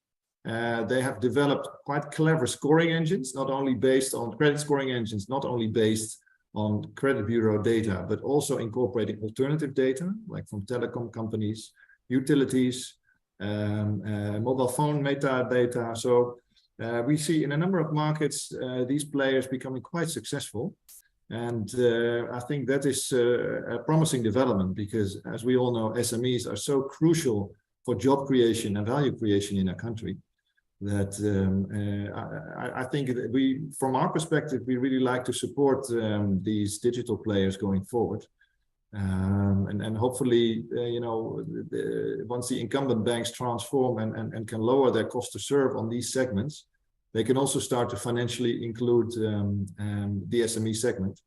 And I think it's somewhat easier to include the larger SMEs because there the revenues are probably larger again because the ticket size is larger. But for us, it's very important to also go to the medium-sized and the smaller SMEs to provide access to finance for them. So I think a good role to summarize, for fintechs and also for digital transformation of incumbent players to be able to focus more on that segment in a profitable way. Thank you. Thank you for answering that questions. Now I'm going to move to our online participants. You can raise your questions in the chat box. We would like to ask the committee whether you already received the question from our online participants. If there is a question that we would like to answer by the speaker, would like to have the questions at the moment, or if not, we're going to continue with the audience in the ballroom. Okay, there's no questions yet from the floor or from the audience online. Okay, now I'm going to move on to our offline participants then. If there's any more questions. Okay, there's no question yet. Yes, sir, you would like to ask questions or not? Yes, okay, so please stand up. Okay, so I would like to ask the committee to provide the microphone so then the audience can ask the question.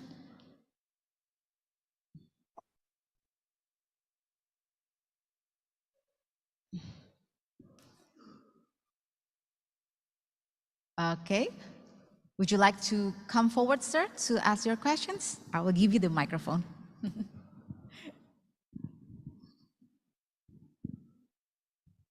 Oh, okay, there's one. Okay, thank you very much for giving me this wonderful opportunity. My name is Timothy Aprianto. I am from the Chamber of Commerce and Industry of Yogyakarta Special Regions. It has been a great pleasure for us to host this very important event in G20, Gpfi high-level symposiums. As we have already heard about the importance and the challenge of the harnessing digitalizations to increase productivity and sustainability and inclusive economy, I should give a report that Chamber of Commerce and Industry, including our regions, we already have three priority programs. The first is we need to strengthening the capacity of SMEs as the pillars of local and regional economy. And the second is we have a priority program for scaling up our human capitals. And the third program is related to transformation, digital transformation. So the question is, in terms of strategic issues, what is really the burning issues to have harnessing digitalization to increase sustainability of the business? As we know that we are now in the situations of what we call as a VUCA, vulnerability, uncertainty, complexity, and ambiguity. My friends once said to me that we are now in a very fragile landscapes of the new development of economy and also technology, including, for instance, the Russia invasions to Ukraine. Also, the latest burning issues related to the late of Queen Elizabeth II, that many people believe that it will also change the digital architectures of a digital economy. So what is actually the burning issues that we need to cope with, aside of the very technical issues? Is there a really something that we need to be prepared of? Thank you. Okay, who do you would like to answer your question? I think any of the speakers can also answer. Right. Thank you. And if we already have some burning issues that really we need to advocate, I've heard from one of my friends here that actually it is still a very urgent situation that we need to have financial inclusion. My friends from BNI say that it's about the problems of change the paradigms. But in order to cope with the very rapid change of this world, what are the what is the most relevant issues we need to cope with this very strategic level of the meetings? Thank you, in terms of financial technology. Thank you. Thank you. So maybe Mr. Pam can answer that question. Thank you very much, Valerina, and I wanted to ask you to take the floor. So maybe three things, including alluding to some of the earlier question. One, a lot of the question were about the banking sector. Of course, we see a lot of evolution in the banking sector, and they are under pressure to bring innovation. But the other part that we need to emphasize is the role of the non-bank financial institution. We have completely new play, the so-called fintech, and they are providing services. They are bringing a lot of innovation, sometimes more innovation than the incumbent. So someone made reference to the importance of fostering innovation, managing risk. I think a very important element is also to bring competition, to open the market to new players, because they are also the ones that are pushing the envelope and creating new products that bring also inclusion. So I think it's important to look at the non-bank financial system also and think about regulation from that perspective. Second question, which was on how to reach the excluded. I think there is an element around use case and making sure that there are products that are much better customized to the need of those excluded. And we really see, again, a lot of creativity and a lot of innovation. The more people can see how they can use a bank account and how to use the financial product, the more incentive they will have. And this is something, again, where bringing innovation, customization is really important. And on the last question, our view is that one major strategic push has to be on G2P, government to people payment, because this is a way to digitalize all the payment of government. So we've seen huge progress on that during COVID, in particular on cash transfer, social protection. Now, if you think of a much more systematic approach to all digitalization of payment, that will bring a lot of benefit, more incentive for people, better traceability. The market will become bigger, so there's a volume issue that is creating more incentive for private sector, because then it's easier to make it a profitable business. So we think that there is a lot to come on G2P and working on merchant acceptance and simplify merchant acceptance. So this is also something where the Chamber of Commerce can help. So in our view, really, there is a cutting edge element on G2P and being very systematic to really mobilize the role of the state and making sure that wherever possible, they use digital for their own payment. Back to you. Thank you. Thank you very much for answering the question. So I guess that is our session for the Q&A with our speakers. Please give a warm applause to our speakers, ladies and gentlemen.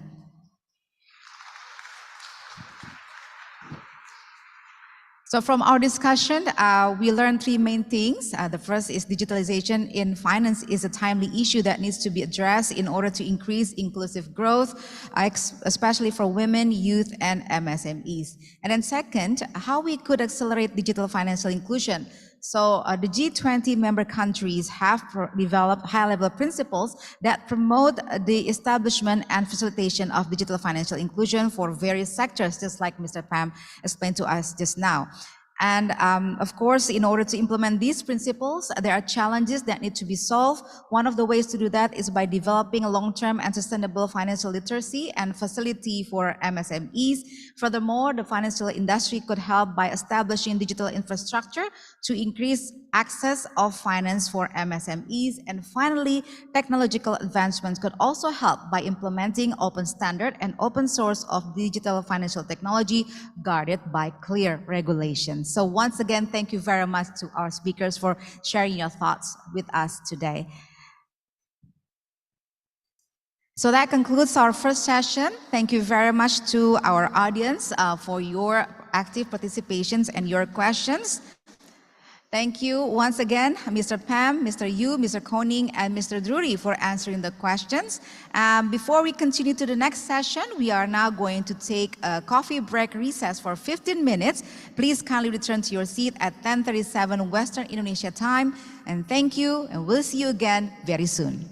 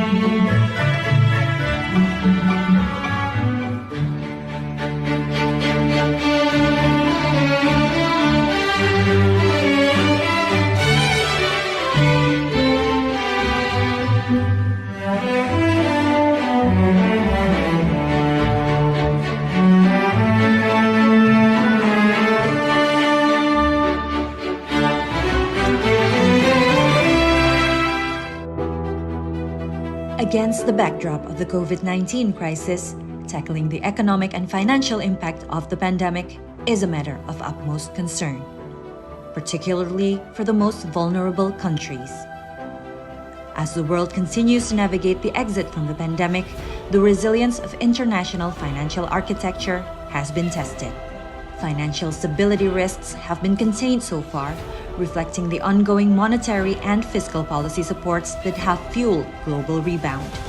However, the uneven global recovery and the uncertainty surrounding the path of the pandemic could pose risks and exacerbate vulnerabilities to financial stability. Such circumstances could impede economic recovery toward a strong, sustainable, balanced, and inclusive growth. The G20 plays an essential role in maintaining recovery momentum by ensuring global financial stability and safeguarding it against negative spillovers. Throughout the Indonesian presidency, the G20 will advance concerted effort to counter risks and support vulnerable countries, including through maintaining a strong and effective global financial safety net, continuing the work on debt issues, building a better understanding of the analytical framework for a policy mix that can provide guidance in pursuing growth and stability objectives, and exploring more diversified currency in trade and finance to support stability. As the global financial system becomes more interconnected, while the trend of digitalization is accelerating, the Indonesian G20 presidency also needs to progress discussions on central bank digital currency. Indonesia invites members, international organizations, and experts to work hand in hand in achieving a stable and resilient international financial architecture. Recover together, recover stronger.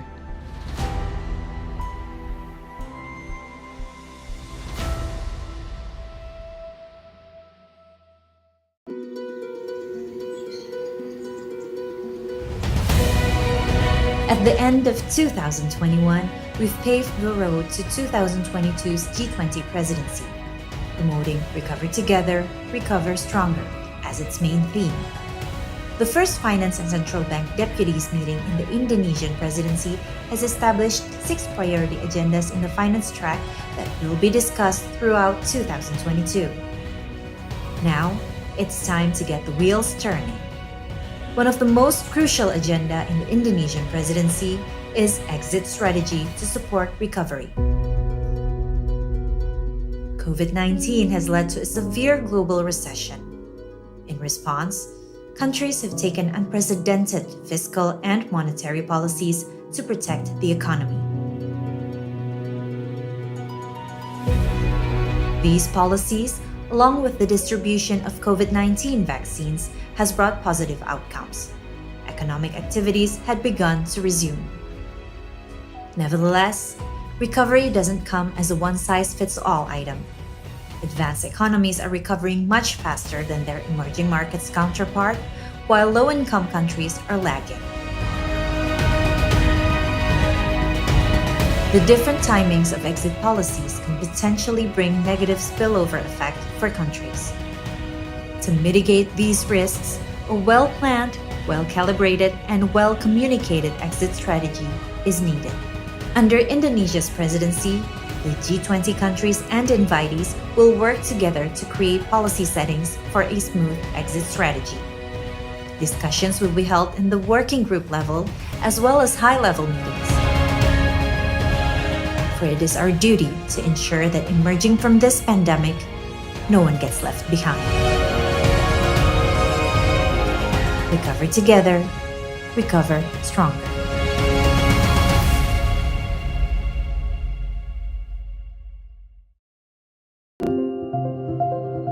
Indonesia, a land of breathtaking nature and rich culture. There are many things Indonesians are proud of.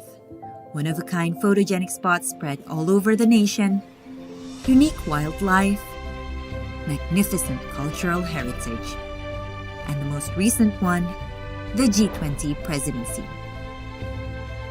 Indonesia is proud to hold the 2022 G20 presidency. As a multilateral forum connecting the world's major economies, the G20 holds a strategic role in securing global economic growth and stability. Together, the G20 members represent more than 80% of world GDP, 75% of international trade, and 60% of the world population. And 2022 is the year that Indonesia plays a major role in leading the G20 discussions on various global issues. Not an easy task amid a global pandemic that still continues after more than 2 years. Holding the presidency in this unique moment where countries are struggling to bounce back from COVID-19, Indonesia introduces Recover Together, Recover Stronger as the main theme of its presidency.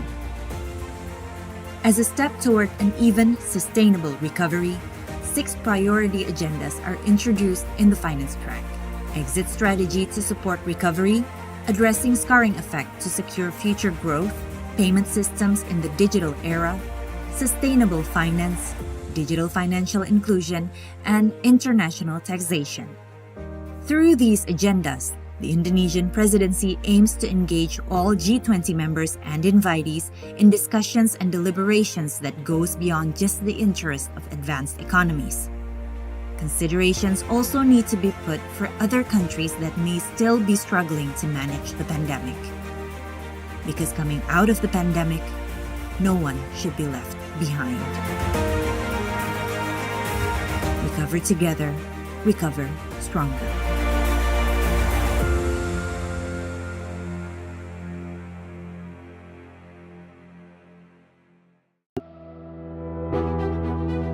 Against the backdrop of the COVID-19 crisis, tackling the economic and financial impact of the pandemic is a matter of utmost concern, particularly for the most vulnerable countries.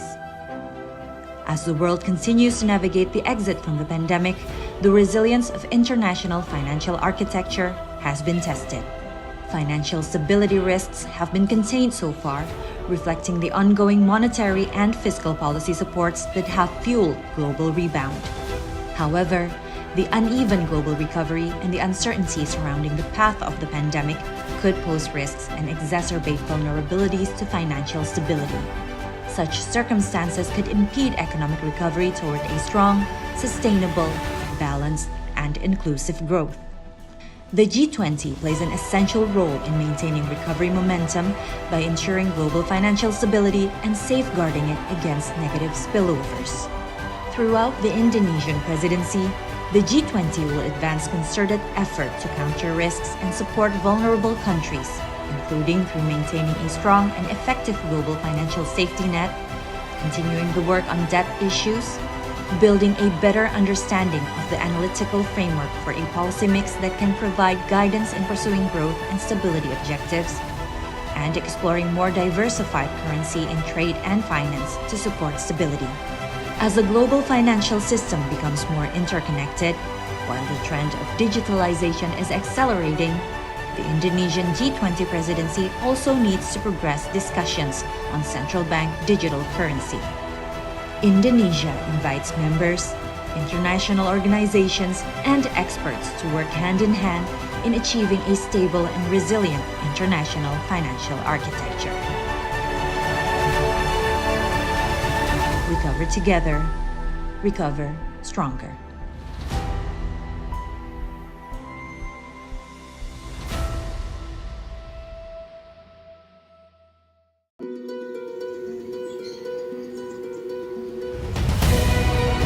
At the end of 2021, we've paved the road to 2022's G20 presidency, promoting Recover Together, Recover Stronger as its main theme.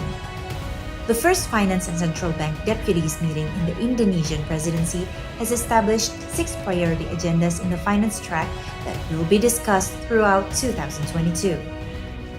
Now, it's time to get the wheels turning. One of the most crucial agenda in the Indonesian presidency is exit strategy to support recovery. COVID-19 has led to a severe global recession. In response, countries have taken unprecedented fiscal and monetary policies to protect the economy.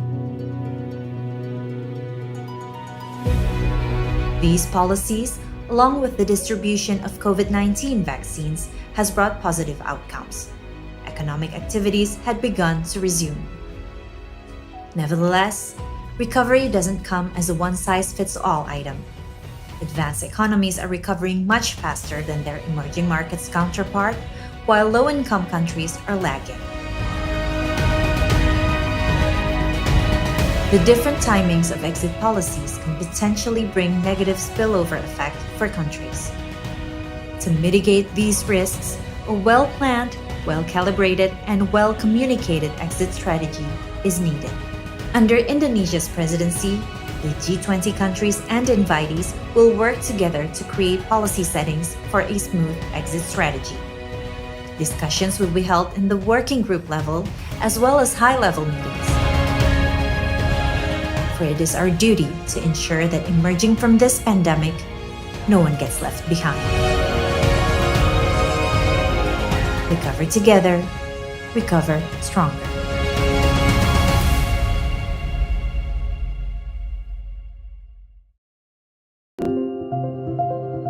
Indonesia, a land of breathtaking nature and rich culture. There are many things Indonesians are proud of.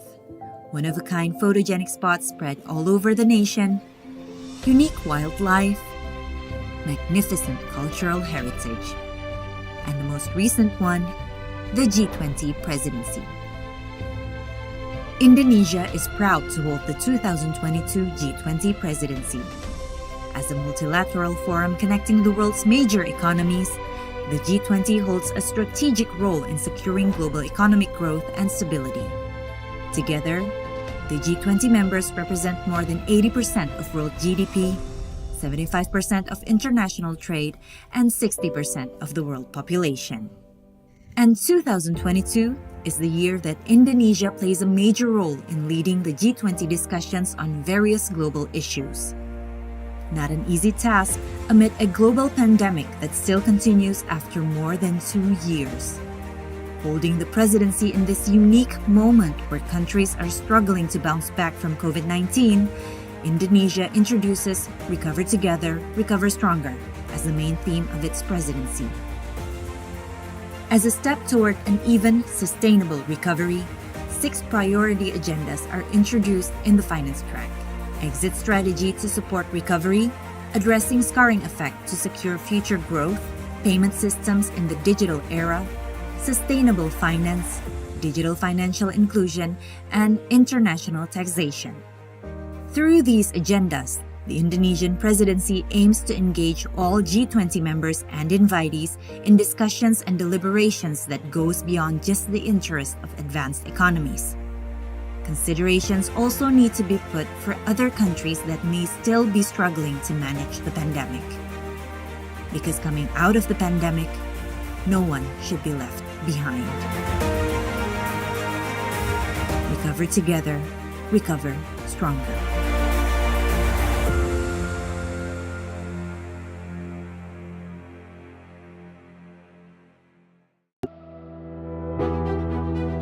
Against the backdrop of the COVID-19 crisis, tackling the economic and financial impact of the pandemic is a matter of utmost concern, particularly for the most vulnerable countries. As the world continues to navigate the exit from the pandemic, the resilience of international financial architecture has been tested. Financial stability risks have been contained so far, reflecting the ongoing monetary and fiscal policy supports that have fueled global rebound. However, the uneven global recovery and the uncertainty surrounding the path of the pandemic could pose risks and exacerbate vulnerabilities to financial stability. Such circumstances could impede economic recovery toward a strong, sustainable, balanced, and inclusive growth. The G20 plays an essential role in maintaining recovery momentum by ensuring global financial stability and safeguarding it against negative spillovers. Throughout the Indonesian presidency, the G20 will advance concerted effort to counter risks and support vulnerable countries, including through maintaining a strong and effective global financial safety net, continuing the work on debt issues, building a better understanding of the analytical framework for a policy mix that can provide guidance in pursuing growth and stability objectives, and exploring more diversified currency in trade and finance to support stability. As the global financial system becomes more interconnected, while the trend of digitalization is accelerating, the Indonesian G20 presidency also needs to progress discussions on central bank digital currency. Indonesia invites members, international organizations, and experts to work hand in hand in achieving a stable and resilient international financial architecture. Recover together, recover stronger.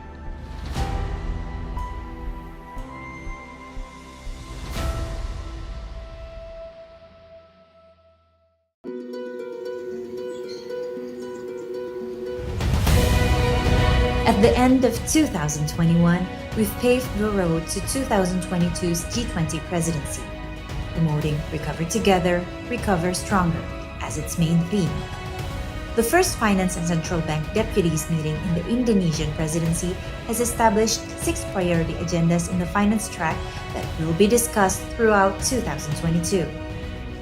Now, it's time to get the wheels turning. One of the most crucial agenda in the Indonesian presidency is exit strategy to support recovery. COVID-19 has led to a severe global recession. In response, countries have taken unprecedented fiscal and monetary policies to protect the economy. These policies, along with the distribution of COVID-19 vaccines, has brought positive outcomes. Economic activities had begun to resume. Nevertheless, recovery doesn't come as a one-size-fits-all item. Advanced economies are recovering much faster than their emerging markets counterpart, while low-income countries are lagging. The different timings of exit policies can potentially bring negative spillover effect for countries. To mitigate these risks, a well-planned, well-calibrated, and well-communicated exit strategy is needed. Under Indonesia's presidency, the G20 countries and invitees will work together to create policy settings for a smooth exit strategy. Discussions will be held in the working group level as well as high-level meetings. For it is our duty to ensure that emerging from this pandemic, no one gets left behind.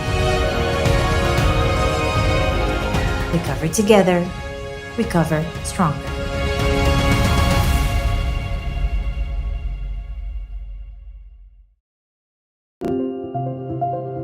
Indonesia, a land of breathtaking nature and rich culture. There are many things Indonesians are proud of. One-of-a-kind photogenic spots spread all over the nation, unique wildlife, magnificent cultural heritage, and the most recent one, the G20 presidency. Indonesia is proud to hold the 2022 G20 presidency. As a multilateral forum connecting the world's major economies, the G20 holds a strategic role in securing global economic growth and stability. Together, the G20 members represent more than 80% of world GDP, 75% of international trade, and 60% of the world population. And 2022 is the year that Indonesia plays a major role in leading the G20 discussions on various global issues. Not an easy task amid a global pandemic that still continues after more than 2 years. Holding the presidency in this unique moment where countries are struggling to bounce back from COVID-19, Indonesia introduces Recover Together, Recover Stronger as the main theme of its presidency. As a step toward an even, sustainable recovery, 6 priority agendas are introduced in the finance track. Exit strategy to support Symposium. Before we start the second session, let's watch another short video about women empowerment that's taking place in Riau Island.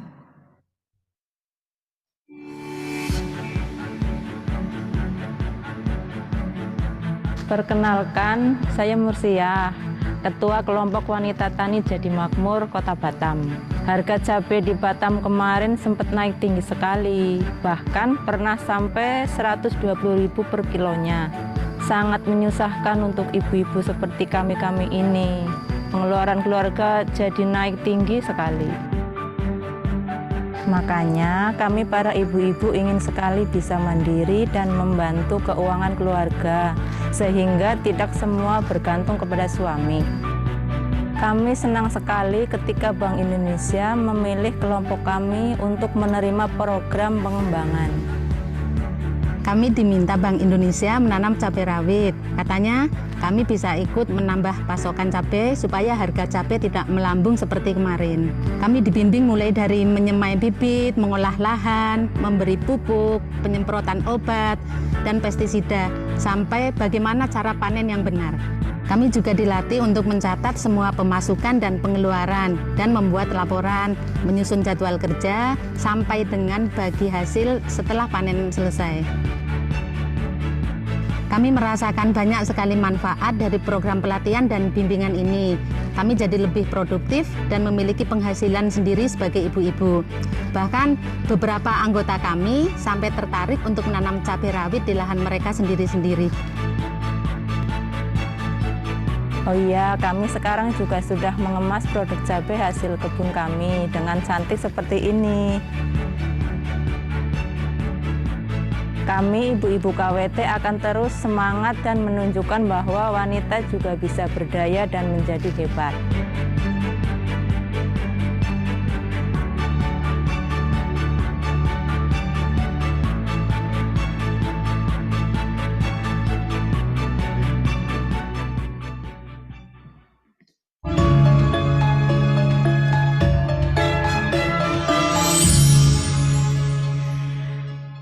Ladies and gentlemen, from the video, we learned that empowering women in MSMEs could increase financial well-being. Therefore, this following session, we will uncover the topic of promoting SME finance for inclusive growth. And to lead this session, I will hand over to our next moderator. She is the head of the Bank of Italy Consumer Protection and Financial Education Department, and also the co-chair of Gpfi. Ladies and gentlemen, please give a warm welcome for Ms. Magda Bianco.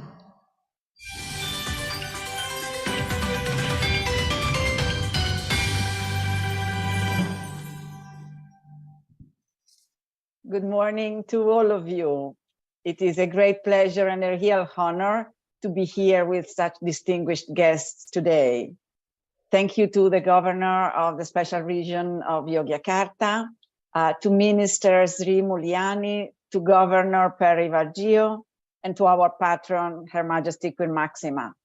But a really special thanks to the Ministry of Finance and to Bank Indonesia for having supported the Gpfi work during all this year.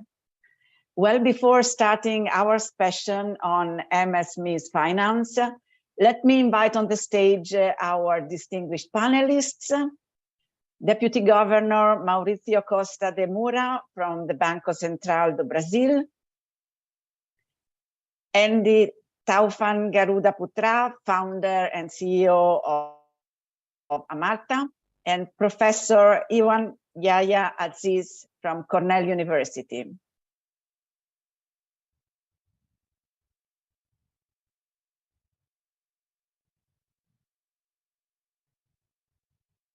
Will you join on the stage? Thank you very much. And I think we can start our session with the first presentation regarding the first deliverable, which was prepared by one of our implementing partners for Gpfi this year. It will be presented by Eliki Boletawa, Director for Policy Programs and Implementation from the Alliance for Financial Inclusion. And he will present the regulatory toolkit for MSMEs access to innovate digital financial services. Eliki, the floor is yours.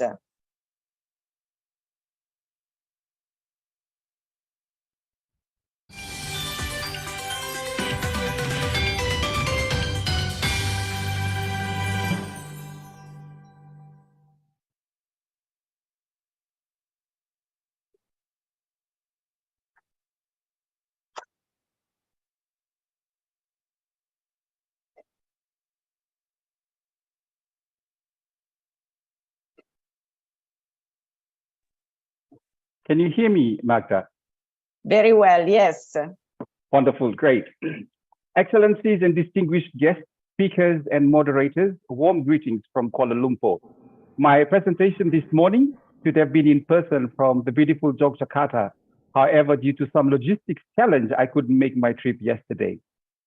This virtual opportunity allows me, therefore, to make this presentation. So from the outset, I would like to congratulate and thank the Indonesia G20 presidency on the collaboration in this very important deliverable and the opportunity to present this toolkit. MSMEs are undoubtedly the backbone of many countries' economy, and they account for over 90% of businesses and contribute more than 50% of employment worldwide. However, one of the key constraints that impede MSMEs' growth is lack of access to finance. Studies have shown that MSMEs have a combined unmet financing need of US 5.2 trillion every year. The financing gap is larger by another US 2.9 trillion per year when micro and informal enterprises are considered.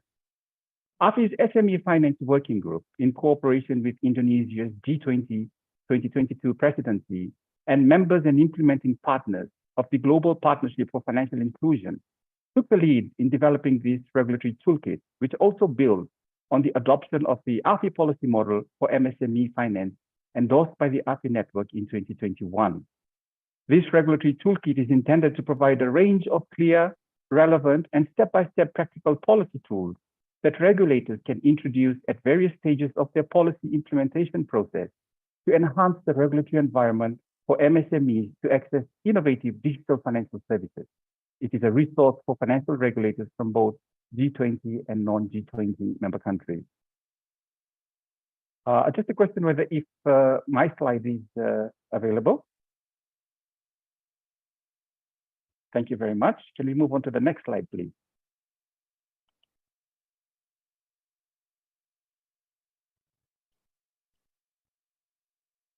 DFS has the potential to improve MSME financial outcomes by lowering entry barriers for new or smaller entrants, speeding business cycle time, promoting greater inclusion, especially of the underserved group, and enabling innovative new business models.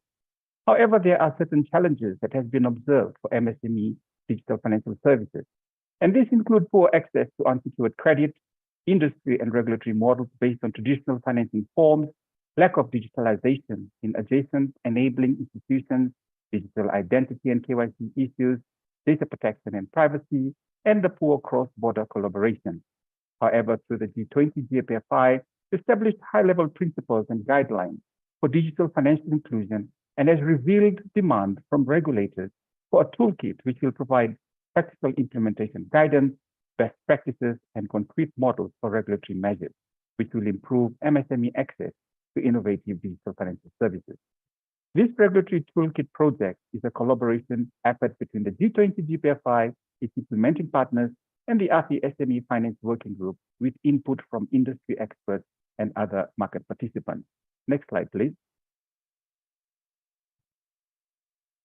So based on the initial survey results, literature review, and initial surveys of market participants, the following areas have been identified as key areas of interest.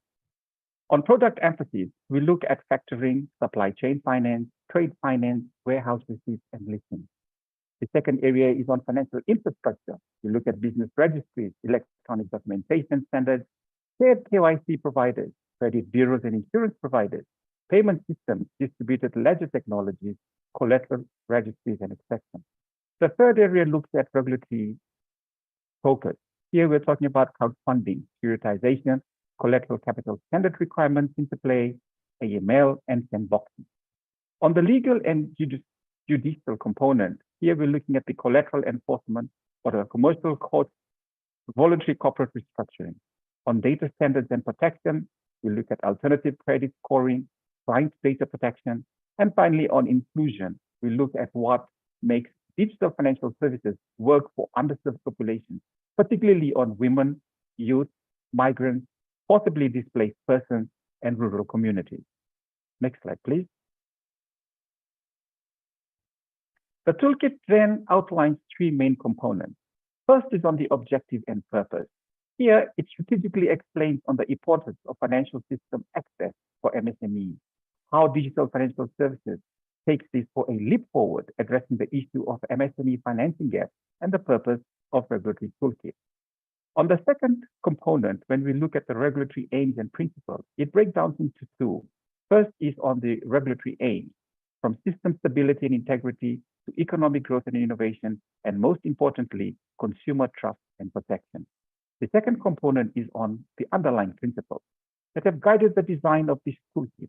Policymakers and regulators should consider aligning with these when designing regulations or initiatives to improve MSME access to digital finance. The third component, I'm going to take a bit more deep dive, which is on the next slide. Next slide, please.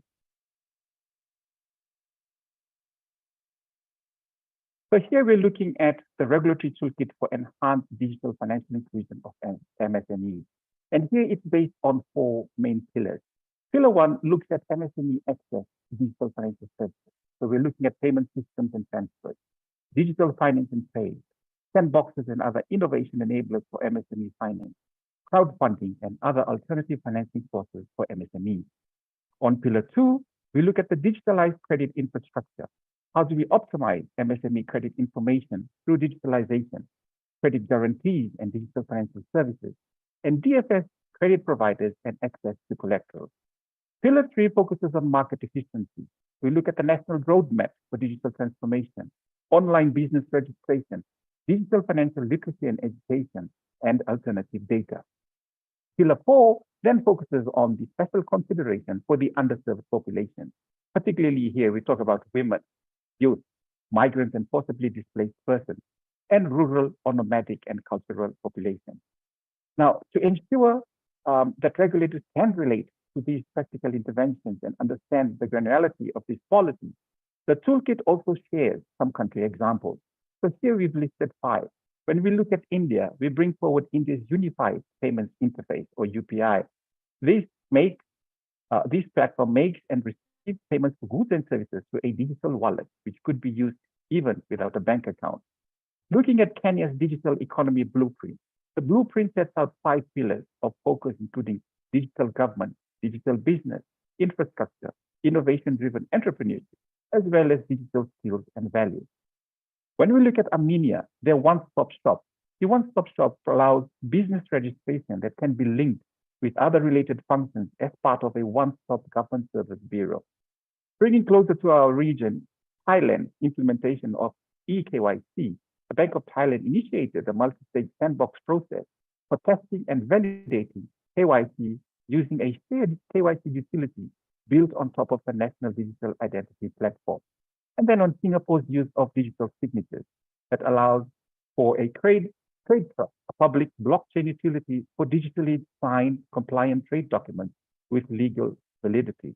So these are some of the use case country examples which builds on this toolkit that allows for regulators within non-G20 and G20 countries to be guided on how to move forward with this regulatory toolkit. Next slide, please. So when we look at the key insights and recommendations from the toolkit, we look at 9 specific areas. First is on the digital financial services, which we all now can say that it can help address the MSME financing gap. We also look at the role of financial regulators. They have a key role in market development and creating a safe and innovative environment. We need to think holistically, the stack approach, end to end, when we're looking at MSME. We need to ensure that there is legal clarity. Recommendation also brings forward to promote an open digital access to resources. We need to encourage interoperability. We also need to support digitalization of information, documents, and workflows, enabling innovation and product testing. And finally, tailor DFS policies to ensure inclusion of underserved populations. So once again, we would like to take this opportunity to thank the G20 Indonesian presidency team for collaboration in the deliverables, and we look forward to support from the G20 Gpfi members in the implementation of this toolkit. Thank you very much, Magda. Thank you, Eliki, for your presentation. We do hope that this regulatory toolkit will become a very useful reference point for regulators, for policymakers in general, to help address some of the constraints and the financing gaps for MSMEs in the future. Let's now go to the second deliverable for Gpfi, which will be presented by Matthew Gamser, who is CEO of SMEs Finance Forum, one of our implementing partners. SMEs Finance Forum has developed the second deliverable for Gpfi, which represents what we call a living data set on digital and innovative financial products and services for MSMEs beyond credit. Matthew, the floor is yours. Thank you, Magda. I hope so.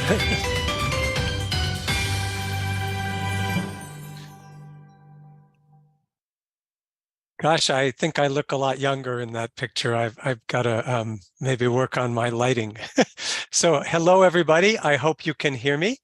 This is Matt Gamser, CEO of the SME Finance Forum. Thank you, Magda. Excellencies, co-chairs of the GPFI, Indonesia G20 presidency of the G20 representatives and delegates and guests. It's a great pleasure to be able to talk to you about our deliverable. As someone who's worked with the GPFI for now more than 10 years, I'm very, very pleased that we are moving into really deliverables that are very action-oriented. You heard already from my colleague Jean Pem from the World Bank about the very specific, tangible, example-oriented guide for implementing the high-level principles for digital inclusion. Eleki from our good friends at AFI just told you about this great toolkit under development for policymakers, which is full of real practical examples. Well, our deliverable, which I want to compliment the government of Indonesia for agreeing to let us do, is even braver because rather than write a paper, we asked to create a database open to everybody from the private sector, from governments, to contribute their own best practice cases. And my colleague Horn is going to tell you a bit more about it, but I want to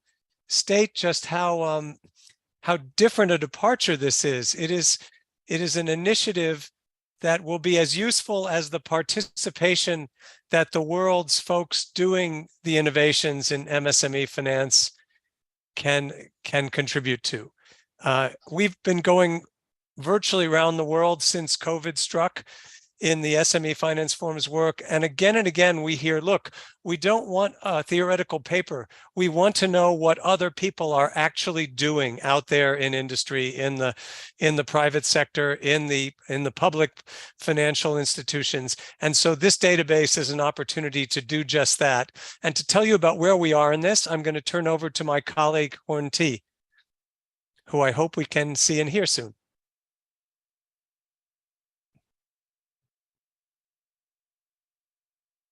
I see our slides. I hope we can unmute Horn so he can contribute. I can see him on video.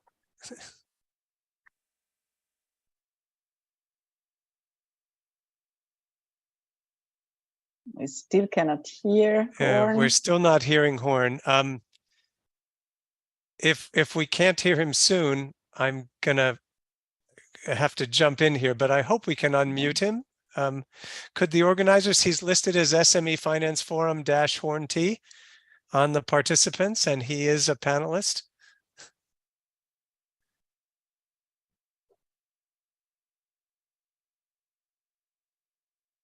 Okay, well, maybe I'm going to have to continue. My apologies, Horn. So this is just a summary time frame of where we've come to from conceiving of this database to receiving some of our initial submissions to being ready very, very soon to open it up, not just to people that are contributing cases, but people that want to look at cases. That's what's going to happen very soon. So if we can go to the next slide. So here's a quick snapshot. Go to the next slide of what you can expect in the database. There are already a wide variety of submissions, different cases from different geographic locations, although there has been very strong participation to date from the United Arab Emirates, the Philippines, Turkey, and China. So compliments to those countries countries. There are a lot of other G20 and non-G20 countries in the world, so this is also a call to those of you in the other countries. We would love to have more cases from your side, but thank you to those countries that you can see there that have contributed a lot. Next slide, please.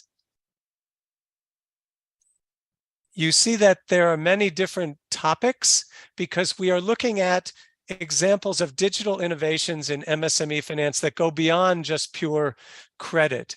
And you see whether that's a number of them involve payments technology, a number of them involved going beyond finance to work on helping SMEs become better SMEs, to manage their businesses better, to manage their employees better, to manage their finances better. You'll see that in payments, both domestic payments and cross-border payments have a number of important areas.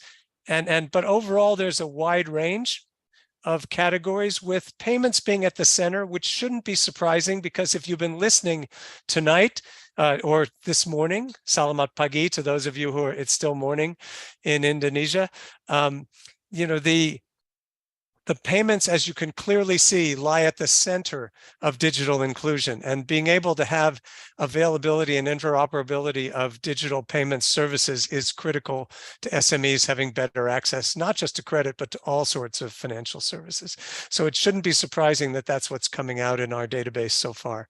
If we can go to the next slide, please. And you can see that while some of our innovations go way back in origin, most of them are quite recent, which is very much our intention to let you know what's going on now and to be a living database that every year is going to add new cases so that people can keep up with the latest interesting developments and share. This is very much what the G20 created the SME Finance Forum to promote in any case. And so it's great that we're able to find these electronic ways and to do it. So next slide, please. So the basic process is that anyone can submit a case online, and you can see on this slide, and we will make available to anyone from this meeting, the connection, which you can find on the SME Finance Forum website, how to submit cases. And then we have a reviewing committee, and I'd like to give credit to our colleagues from Better Than Cash Alliance, from the Islamic Development Bank, and from IFAD, who are all implementing partners of the G20, who've been helping us not only with the conception, but they're helping us very much with this case review and improvement process. And it's a very much ongoing process, and we're grateful for this collaboration. So next slide, please. And as we've said, the database is live. You will be able to go to this link right now, and I hope, and see the actual case studies that are submitted. And so you've been able to submit your own case studies for some time, but now this October, as a part of the G20 meeting, we are opening so that people can view the case studies are there, and that will hopefully inspire more to bring case studies into the mix. So next slide, please. As you can see, the next steps, we've learned a lot from the initial cases that have come in, and we're going to try to revisit the online form and make it even easier, even more focused and streamlined. We're also going to make sure that you can use existing materials and attach them, existing case studies you may have written for other sources. And we're going to do everything we can to promote a greater number of contributions from both G20 and non-G20 countries. And we're going to start with the winners of our Global SME Finance Awards, which were just announced 2 weeks ago at the Global SME Finance Forum meeting in Phnom Penh, Cambodia. And we're going to push on those winners to share their good work, which they already had to produce some case information about, and we're going to grow from there. They came from all over the world, and that will help us. So thank you, everybody. I'm going to give a little bit of time back to the question and answer period and the panelists. And if you have any more questions about the database, please, you can see Horn, you can see me.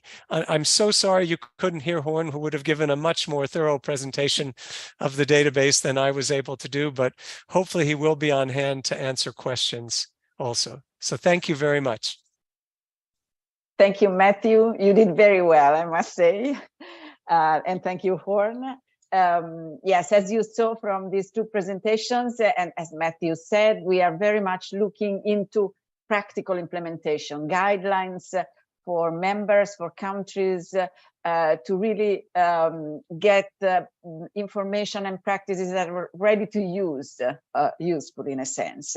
But of course, we won't forget also some academic thoughts about this. And this lets me into the panel, where we will go a bit more into this practical implementation, because we will get very interesting best practices from some countries. And then I think we will have also an academic perspective, which will allow us to reason in more general terms about MSME's financing gaps and how to address these constraints. So first, let me give the floor to Deputy Governor Mauricio Costa de Moura, who is from Banco Central do Brasil. And I think he will tell us about the very interesting experience of Brazil in terms of building a real inclusive finance ecosystem for micro and small and medium enterprises. Deputy Governor Costa, the floor is yours.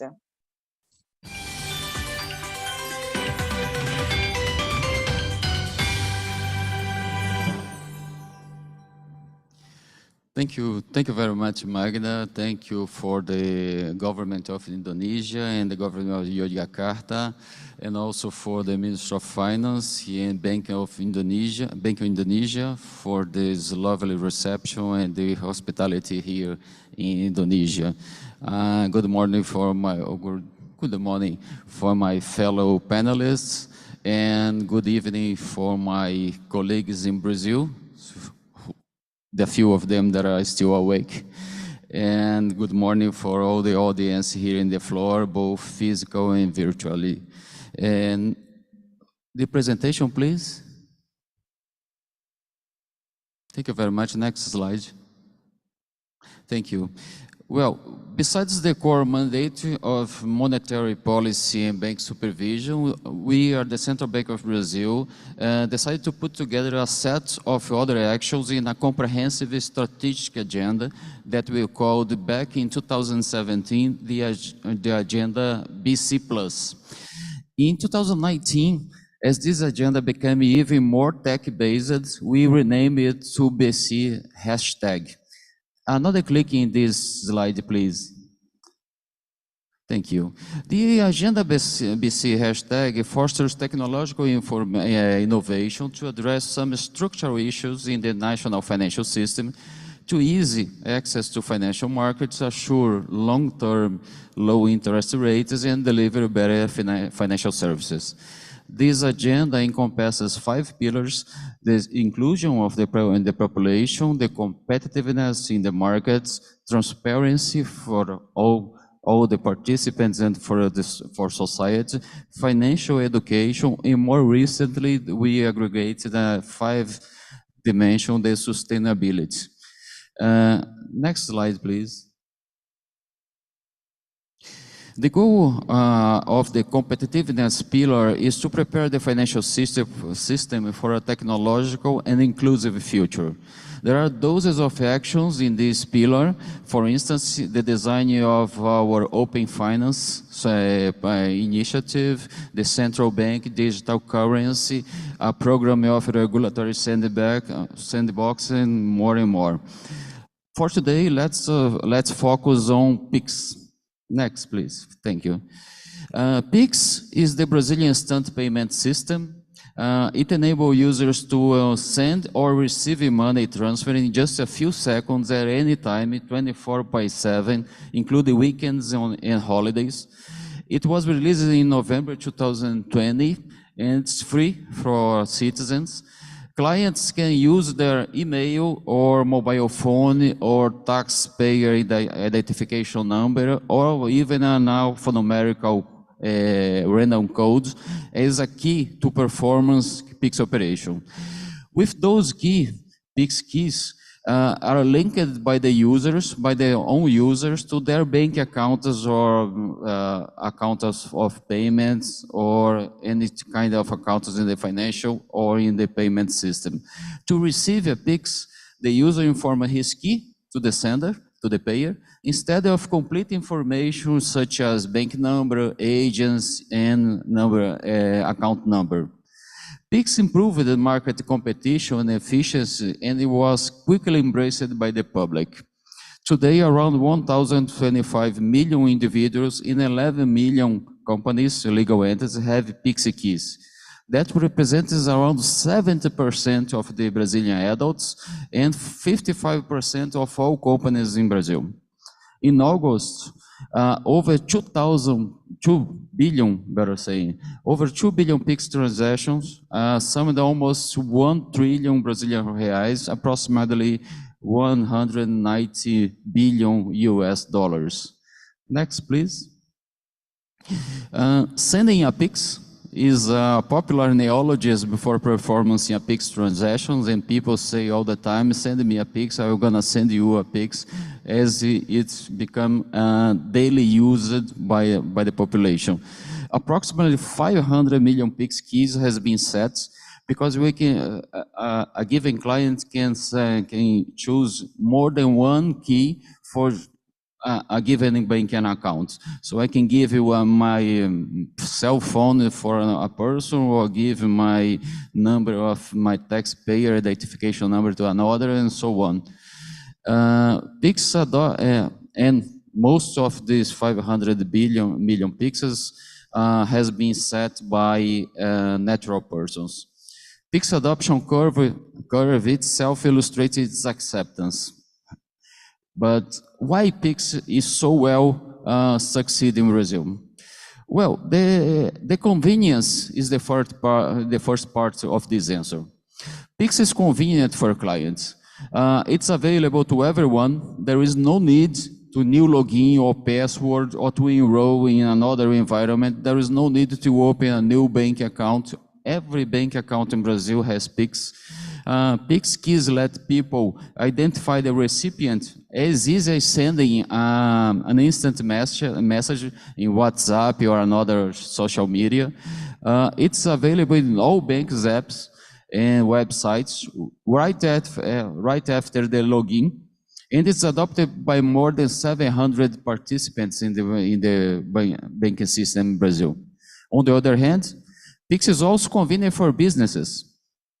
Pix's settlement and notification are real-time for both payer and recipients. There is no need anymore for a D+, D+10, D+20, D+30 sometimes to receive to the business, to receive the resources, what results in a faster cash flow.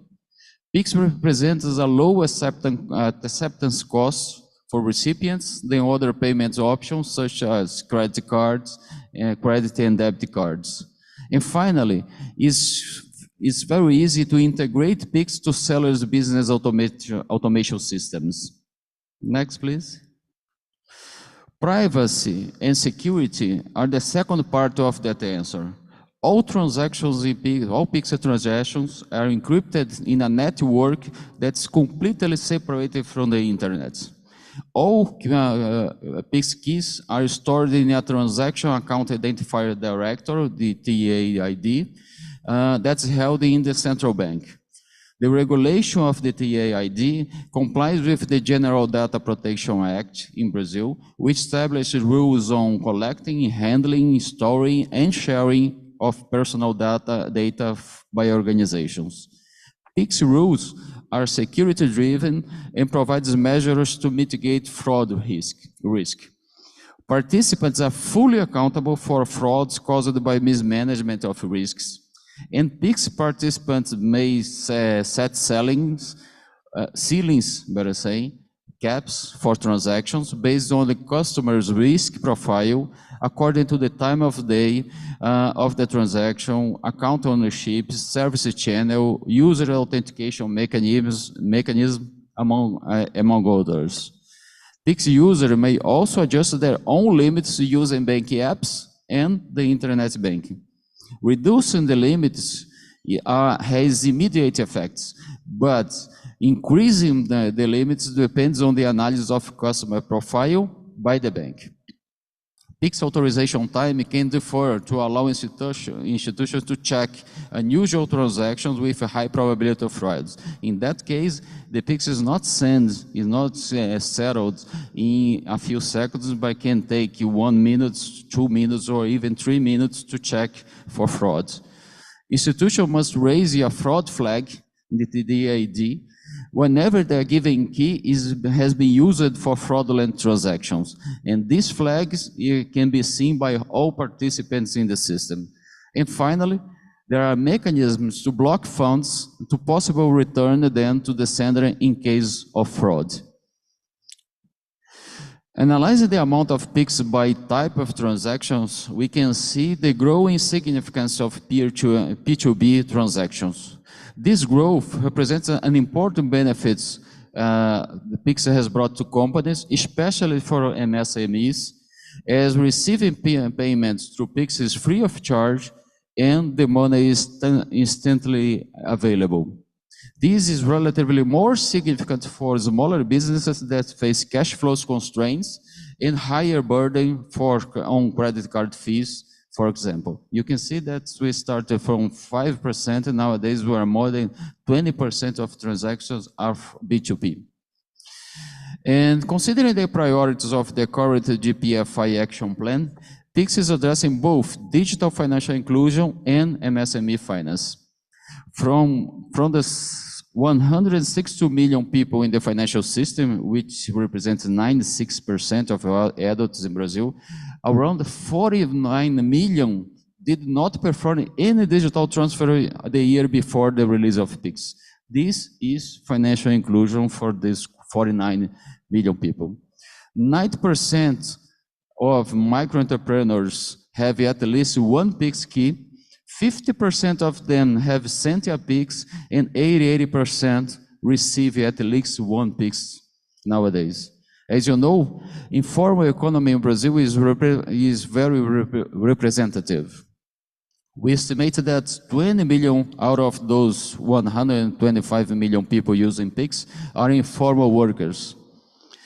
PIX is being used by recipients of the federal welfare program established by the pandemic. This program is targets to people below the poverty threshold, many of them women and youngers. And finally, PIX fosters even higher financial inclusion in the north region of Brazil, my region, where we find the lowest national income levels. So this is PIX. Thank you for your attention. I'm hoping for the questions. Thank you very much. Thank you very much. I think from this, we really realized how important it is to share experiences. As Deputy Governor Costa underlined, payments are really the essential instrument for accessing the financial system and hence for inclusion of both individuals and MSMEs. And I think the PIX experience is really inspiring. In a very short amount of time, they managed to create an infrastructure that reached a huge number of final users. So now let's move to another kind of best practice, which concerns the role of fintech in empowering women in rural areas with the special instrument P2P lending. And let's hear about this and the Taufman Garuda Putra, which is founder and CEO of Amarta. Thank you.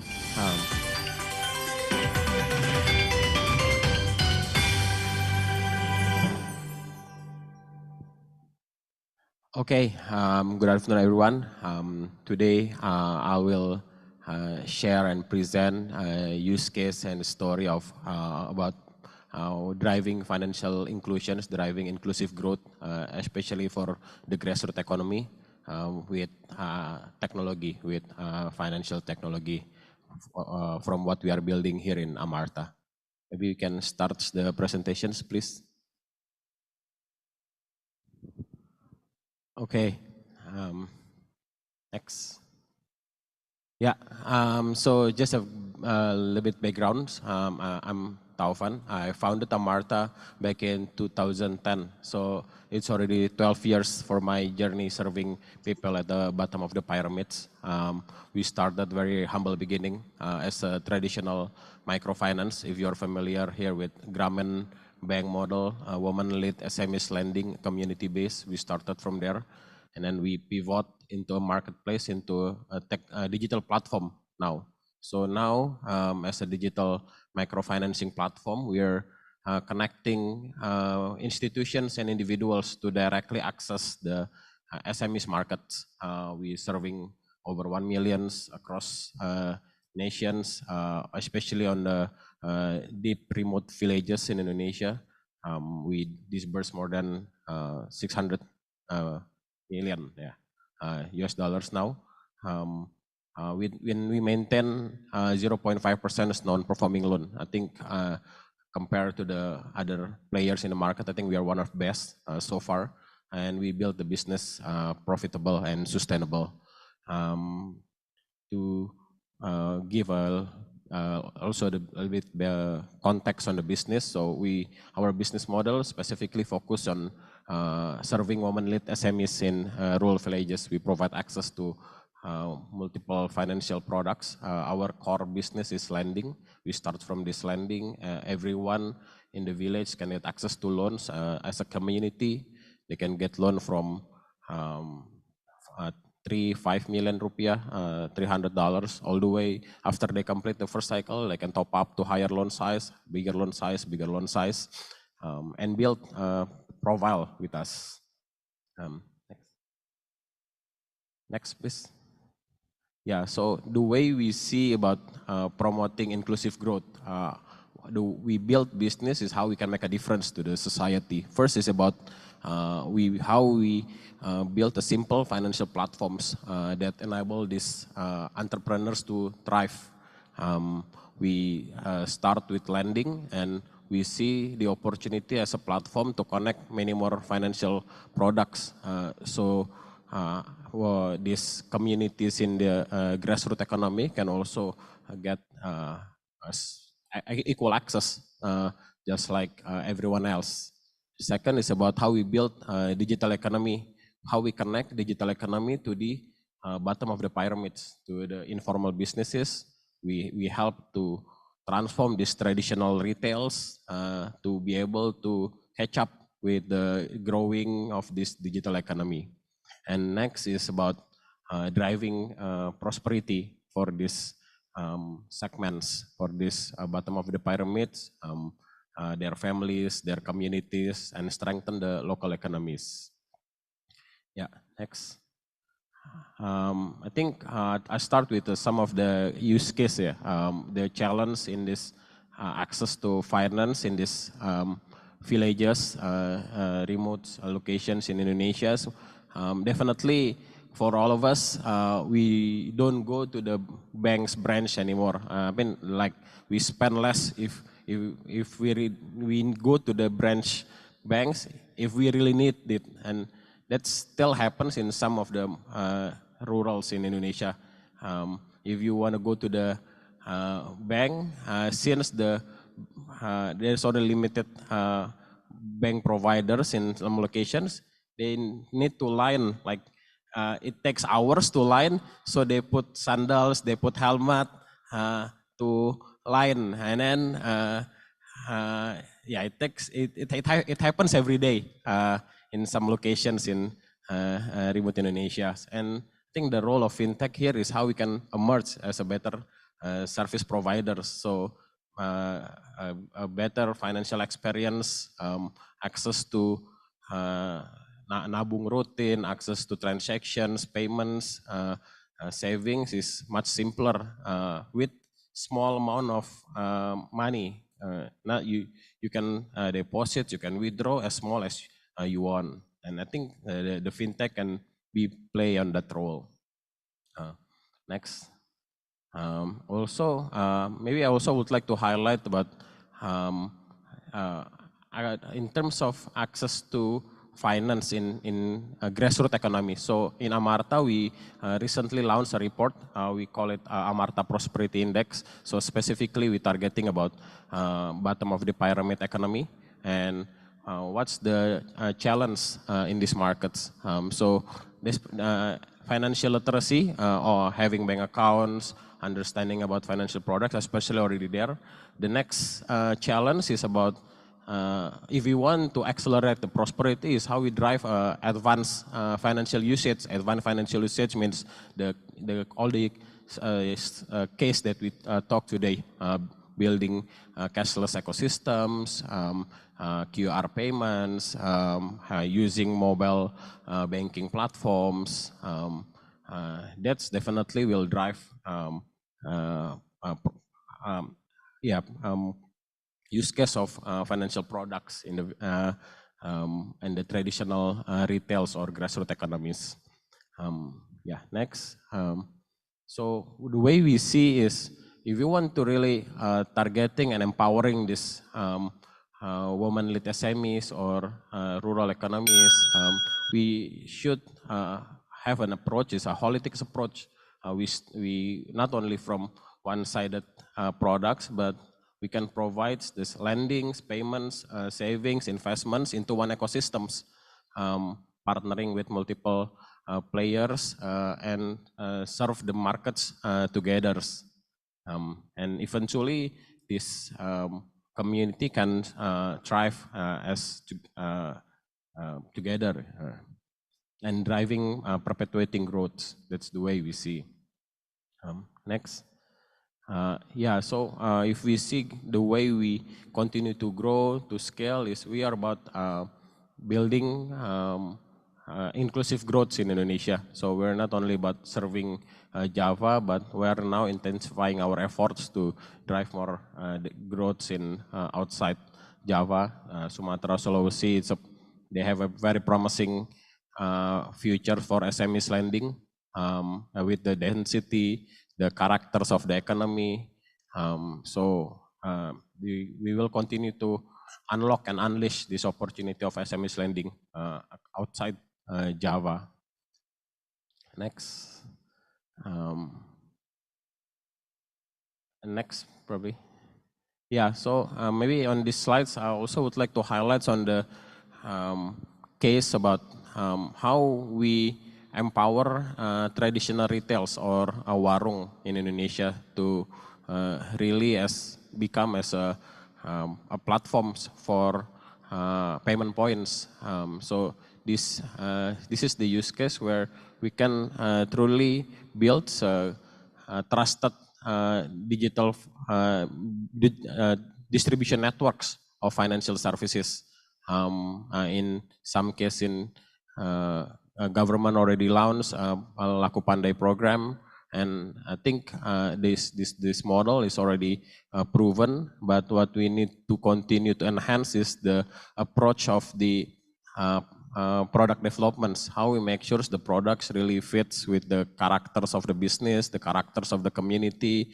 How we can empower more agents as agent bankings and build the products relevant to the communities. And in our case is about providing cash in, cash out, lendings, and also payment solutions. Next. Definitely. We're running a bit late, sorry.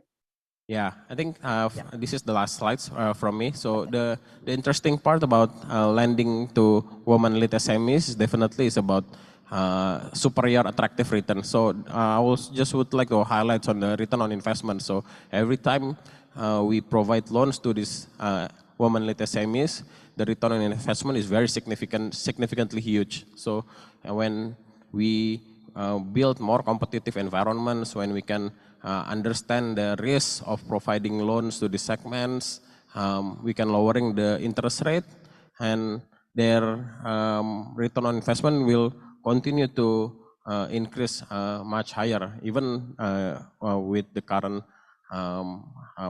infrastructures that we provide to the segments. This is stories of the Nur Ida.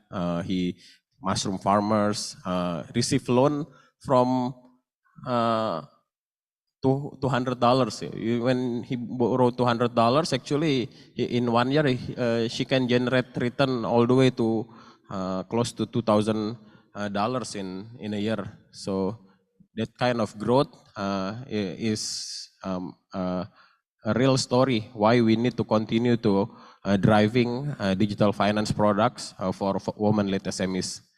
Thank you everyone. Thank you very much. Again, a very interesting experience and best practice. That's really an example of how digitalization can bring financial inclusion of vulnerables. And this last example about lending to women is very interesting. I think there will be many questions on these issues. And then we move to a more, say, academic perspective. So more than single experiences, trying to get the whole picture about effective policies to promote MSMEs' access to finance. And let me give the floor to Professor Ivan Aziz from Cornell University. Professor Aziz, the floor is yours.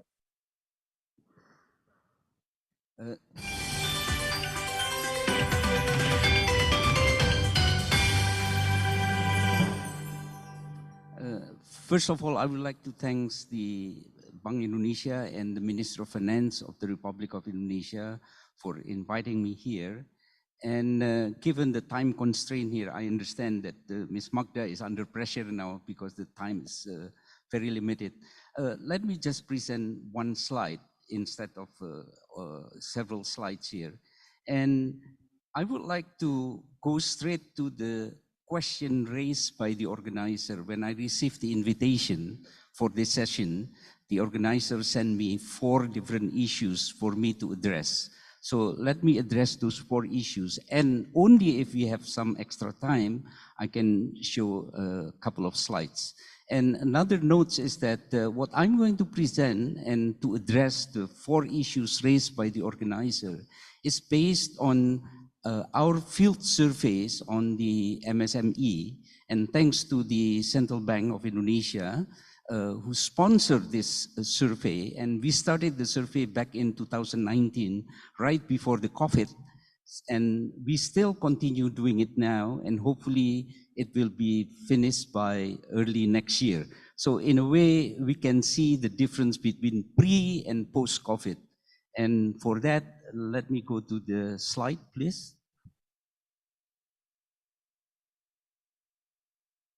Next. All right, these are the 4 issues that the organizer, in fact, I did the cut and paste here. So these are the 4 issues that the organizer sent me to address. And I think it's very clear, the issues that they raise. Number 1 is the issue of what are the challenges. The second is, what are the opportunities? And then the third is, given those challenges and opportunities, what are the policies to be taken? And last but not least is, what can make those policies effective? So in other words, the last point is about the prerequisites so that the policies proposed will be effective. And as I said, what I'm going to sort of address those 4 issues is based on our field survey since 2019. So let me first with the first issues. Next. Next. Next. Next, next, next, next, next. Yes. So essentially, given the time constraint, I will identify only 3 for each of the issues that has been raised to me. The first one is about the challenges. Definitely what we have been discussing, and many speakers already raised, and I'm sure in many other articles have been raised about the financing gap faced by many of the MSMEs. And I'm sure this is not only happening in Indonesia, but many other countries. The second is the lack of the ecosystem. And we know that when we are talking about ecosystem, the ideal ecosystem has to meet with the reality on the ground, because our respondents mostly are in the village area, in the rural areas. And the reality on the ground is that they have a lack of infrastructure. And when I'm talking about infrastructure, of course, we're talking about both hard infrastructure, from electricity availability to internet availability, all the way to the soft infrastructure. And that is something to do with the digital talent, digital capability. Many of the rural areas are not really in that level yet, especially if the MSMEs are run by the elderly, by older people who are trying to even stay away from using the digital technology. And last but not least, the third challenges faced is really the acceptance. As I indicated earlier, as if the MSME is run by the elderly, usually the degree of acceptance is low. And that can be shown by the event pre and post-COVID, as I indicated earlier, because we started the survey in 2019. We saw there is an increase in the use of the digital technology from 2019 to 2020, thanks to COVID, because they're almost like no choice for them to go into digital and so on. But then, based on the last survey, we started to see the decline in terms of the percentage of the digital technology. So, so far, what we observe is like a temporary trend of the spike in the use of the digital technology. Hopefully, this can be a catalyst for the social planners, for the policymakers, to make this temporary trend becomes more permanent. So those are the 3 points with regards to the challenges. Now goes to the opportunities. Next. Next. Again, I only focus on 3 things here. Opportunity, it's no doubt, I think in almost all countries around the world, the size and the importance of the MSME is enormous. In the case of Indonesia, those numbers are from Indonesia. So, Ms. Magda, those number is not my telephone number, but that is really a share of the MSME operation. And I'm using the case of Indonesia based on our survey. 99.9% firms are MSME. We know that. It's really dominant in terms of firms. 97% of the employment absorption, that's also important. And last but not least, 62 or even more than 62%. I heard this morning, Ministry of Finance, Sri Mulyani mentioned higher than 62% contribution to the GDP. So all in all, it's so easy to understand that if we are really serious going into inclusive growth, growth with the inclusivity, the role of MSME cannot be questioned. I mean, it's definitely far more important, and that provides the opportunity. The second is the supply chain. If we are looking at the role and the operation, the sectors in which the MSMEs are operating, almost all of them are really at the center of the supply chain. And of course, we are talking about supply chain within the country, as well as supply chain within a region, because Indonesia is so huge, so diverse, and there are about 17,000 islands in this country. You can imagine that the characteristic and the operations of the MSME throughout the countries are different from one to another. And that is also provide the opportunity. The supply chain, if we are really strengthening the MSME through the digital financing, it will almost automatically help the growth of the national economy, precisely because the role of the supply chain. So what my point here is that we should not just look at what is the contribution of MSME in terms of the number, their employment, their output, but also their role in terms of supporting the other industries. This is what we call the supply chain within the nation. So strengthening MSME, strengthening the national economy, and inclusivity, because 99.9% of the firms in the countries are really MSME. And last but not least is the change in technology. I think we all observing how the technology has been changed dramatically. And last but not least is the change in the behavior. COVID is really gave a lot of new lessons to many of us. People, and this is from both sides, from the MSME side as well as from the client side. They are more reluctant to go out, or because of the strict mobility due to the regulation during the COVID and so forth. So all these changes in technology as well as in the behavior will definitely provide new opportunities for the MSME financed through the digital technology. The next issue that the organizer asked me to address is really about the policies. What are the policies? It's very clear. I mean, you don't need to have a rocket scientist to understand that all the limitation or the challenge has to be addressed by the social planners, ranging from the infrastructure, next please, ranging from the infrastructure as well as spreading the information about the availability of the digital finance and so forth. The second is the financial innovation. If I may go back to the issue of the supply chain, one of the things that has been sort of discussing here is really, what about if rather than using collateral base and also cash flow base, why don't we use the receivable base? So in other words, if let's say there are three activities, all are in the supply lane, at least the activity number 1, when they are started to sell to the activity number 2, it will appear in their balance sheet. It will appear as a receivable. And that will be a source of information for the lenders, for the banking sectors. But of course, for that, the digitalizations will help a lot, because that will be seen instantly and accurately by the lenders, by the banking sector. So financial innovation is definitely one policy that need to be pursued. The next is the assisting for the interconnectedness. One of the major obstacles that we saw throughout the country, and we are going to the major islands, Java, Kalimantan, Sulawesi, and eastern part of Indonesia. One of the common obstacles that they face is really the network connectedness.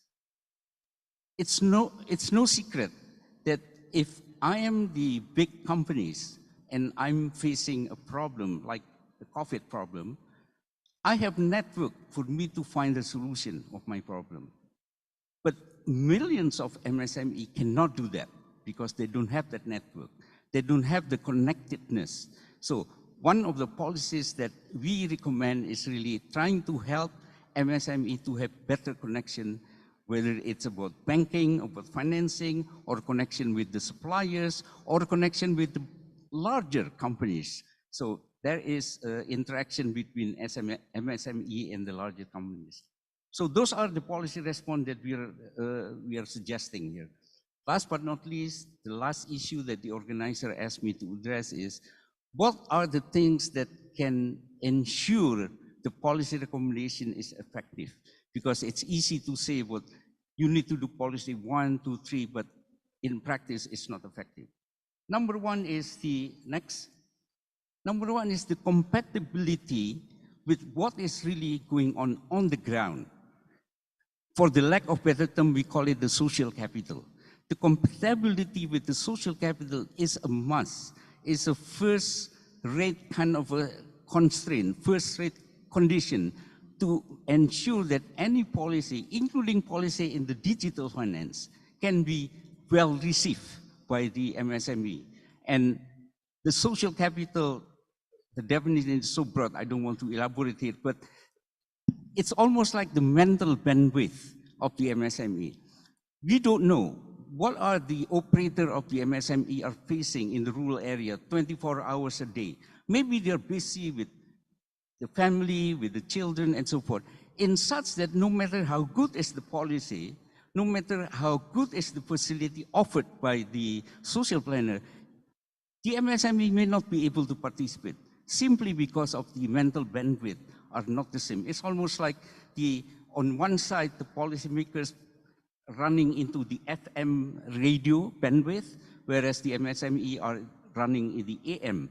So there's a mismatch here. So that's why, to ensure the effectiveness of policy, we need to make sure that they are in the same bandwidth. The second is really consistency and the persistence.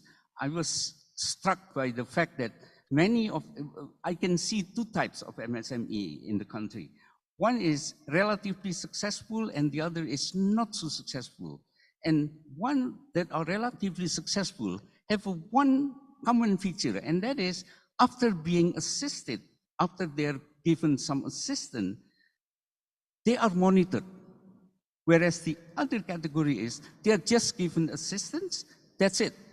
And unfortunately, there are still many cases where any assistance, whether it's in terms of the credit, in terms of the equipment and so forth, when they are just given once without being monitored, without being followed by another round of monitoring and so forth, they will not perform well. So that is another conditions to ensure that any policy proposed will be effective. And last but not least is the design.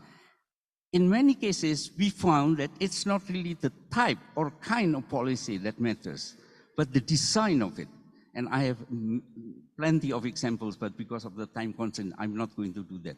Now, last point that I want to share here is that it's easy for me, for everybody to speak in a seminar like this about this is what needs to be done and so forth. But at the end of the day, we believe that everything has to be putting in a loop. We have to experiment, and in some cases it fails, in some cases it works. So practically speaking, just identify what works and what did not work. Thank you very much.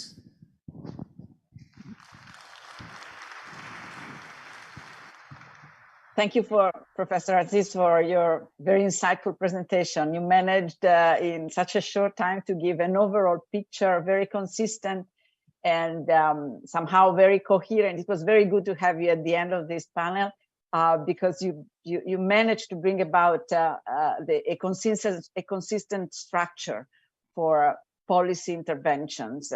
And I think the last point that you made about monitoring single experiences, but also monitoring policies is what we should all do whenever we introduce, we vary our policies or we try a different way to intervene in the markets. So that's a very useful point to conclude. But I hope we will have more time to hear from you answering questions.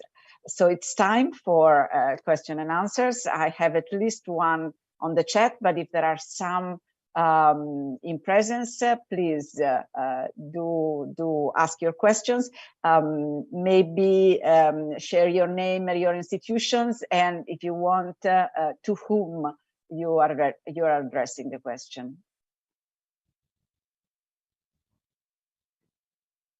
Maybe I can ask Valerina whether she can help me in getting the questions from the floor there.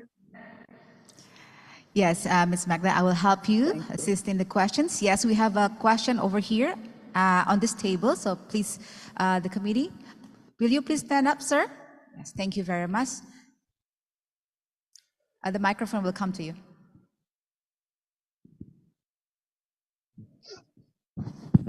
Hello, I'm Hideaki Matsumae from the Financial Services Agency of Japan. First of all, thank you for the G20 Indonesian presidency and many colleagues here or online for having this event. And my question is a general question, general comment about SME finance, and I would like to have, especially from Professor about this, my question. So my question is about the role of SME finance for pre-COVID era. So for most countries in the world, including Japan, the SME finance during that time was mainly for the survival of SMEs because they have very difficult situations in the pandemic. But now we are getting out of the pandemic, especially in Western countries. This is my personal opinion. I think SME finance should be look ahead. So how to say? So some people say that continuing the SME finance of the type of pandemic era just for survival is just supporting the zombie companies, and that doesn't contribute to the productivity or competitiveness or vibrant economy of post-COVID era.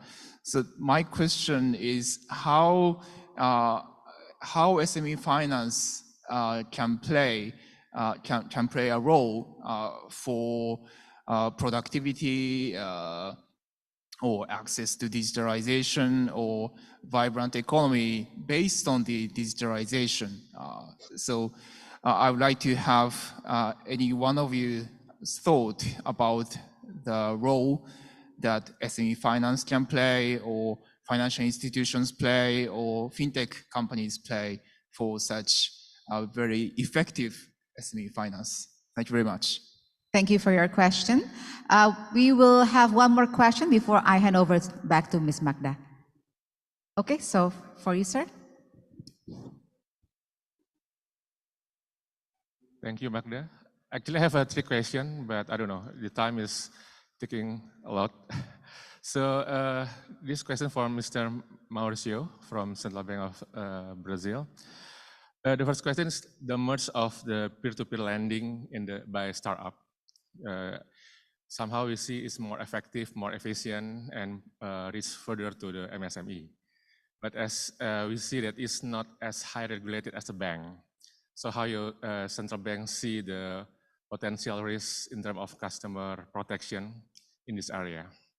Because it's sometimes quite paradox. Secondly, how far and how deep you think central bank should support the financial inclusion development? In which area is more effective? And the third question is for Pak Iwan.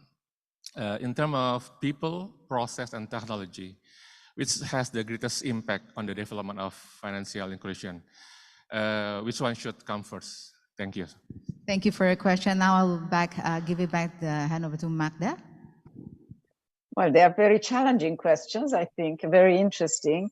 So if I understand well, the first one from Hideaki was mainly for Professor Aziz, but then I guess if there are others who want to answer, it's a very general question and a difficult one.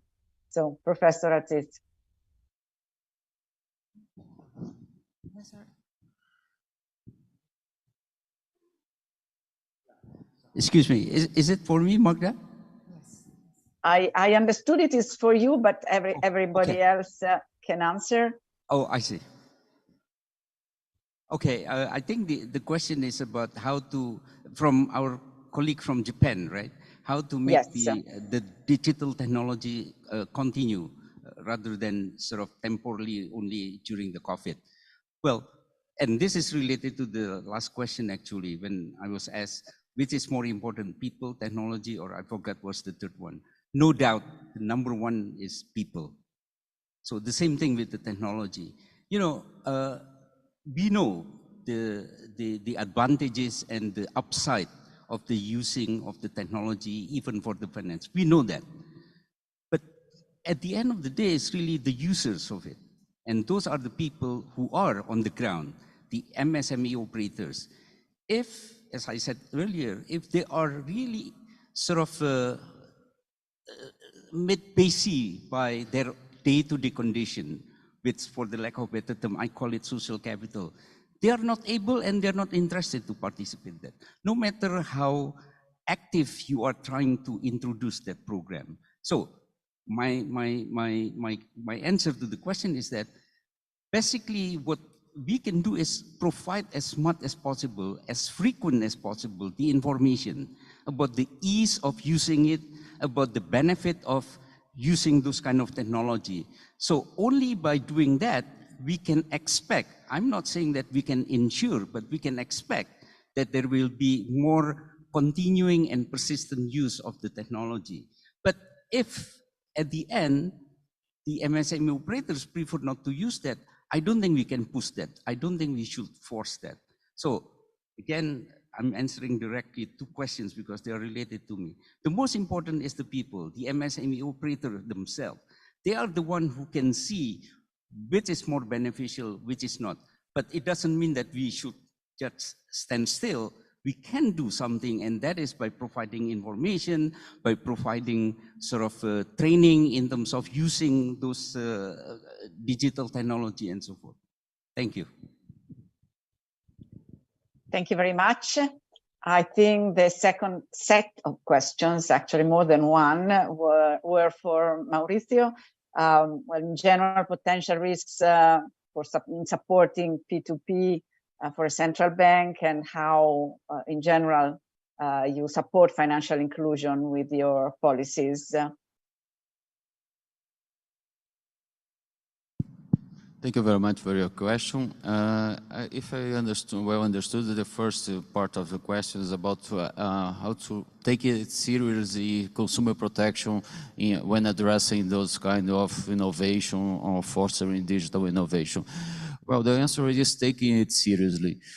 For example, in the Central Bank of Brazil, in Pix, for example, I brought here as an example of our technological agenda for people and for MSMEs. Since the initial design, we get concerned about the consumer protection and follow all the rules and regulations and laws and regulations on consumer protection in Brazil. We got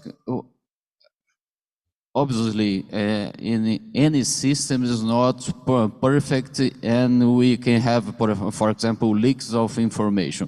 In Pix, for example, in 2 years, we have 4 cases of leaks of information, only non-financial information of people, telephone numbers and emails and so on.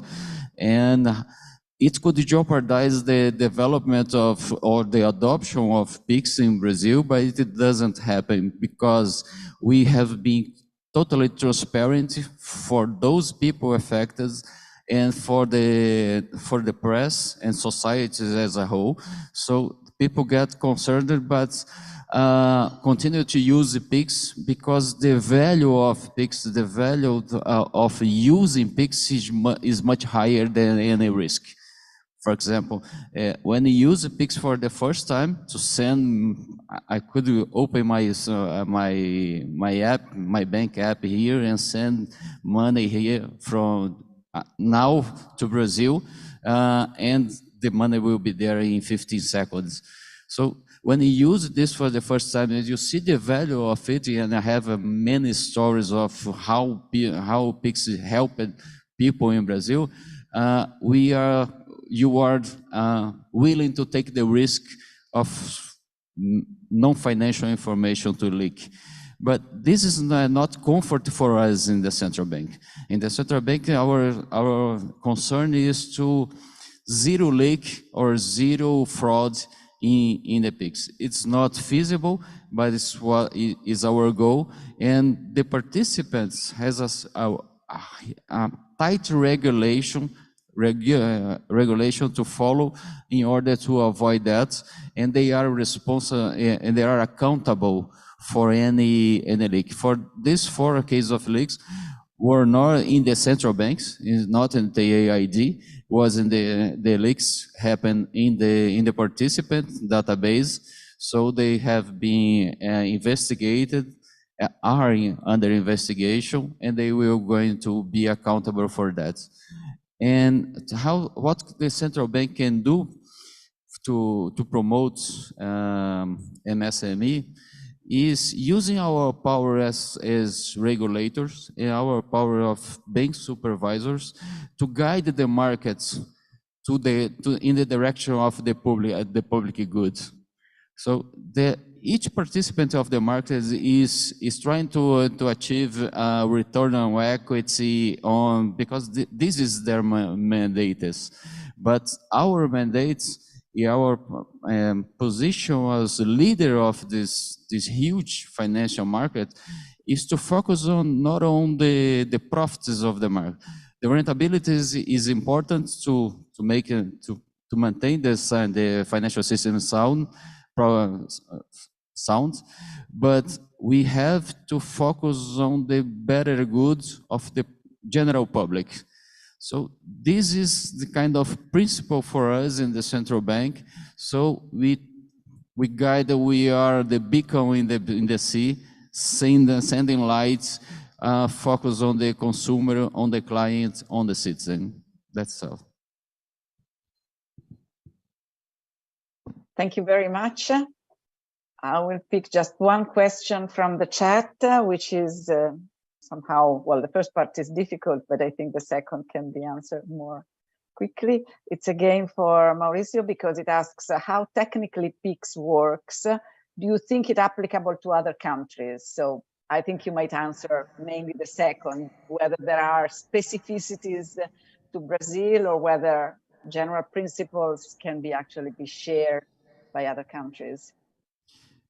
Well, technically, PICS has been developed in the central bank, and the TAID, that's the director of the keys of the PICS, has been developed to be insulated from the internet. So all keys are there. So this is a huge hub here. So if you want to transfer the money in PICS from one bank, for bank A to bank B, the bank A go to bank B and get the information about this key. What's the number of the bank account and the bank destinatory of the transaction, and then this transaction is made from bank to bank and use another system, the payment system, the Brazilian payment system, also provided by the central bank. So the PICS is the TAID is a huge hub where all the information on the keys are stored. So all this platform is insulated from the internet to avoid the leaks, and we developed APIs. So the APIs are plugged, ready to be connected by the banks. So any participant that wants to take part of the system go and plug to the TAID and follow the regulation and follow the rules of the system, and then is able to operate. We monitor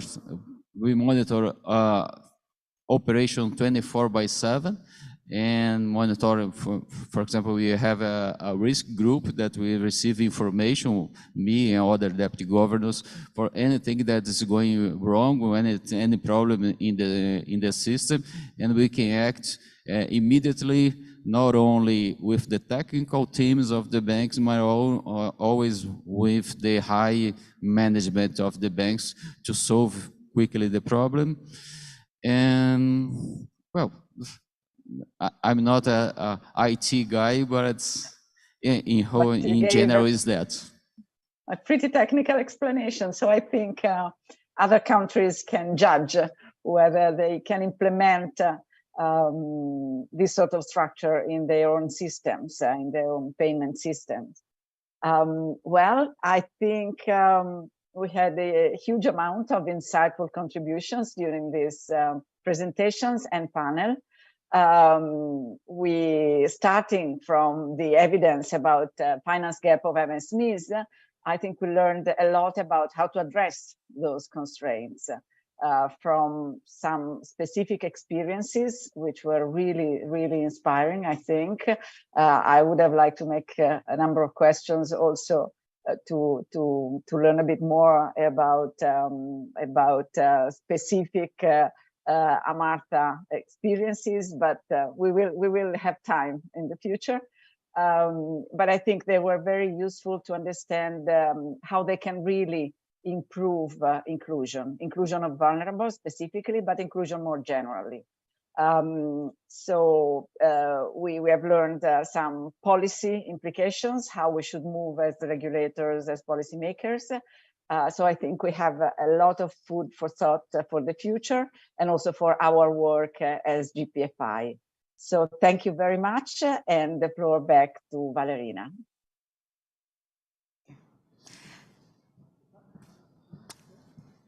Thank you again, Ms. Bianco, for moderating the second session. How about one more applause, ladies and gentlemen, to our second session speakers and moderator. Thank you very much.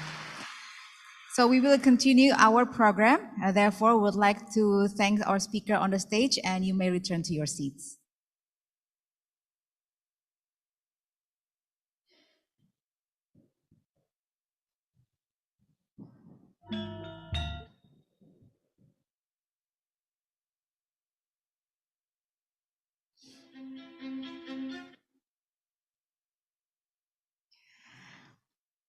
Okay, ladies and gentlemen, distinguished guests and participants, we have come to the end of the G20 Gpfi High-Level Symposium. To officially close the symposium, allow us to invite Deputy Governor of Bank Indonesia, Bapak Doni P. Juwono, to deliver his closing remarks.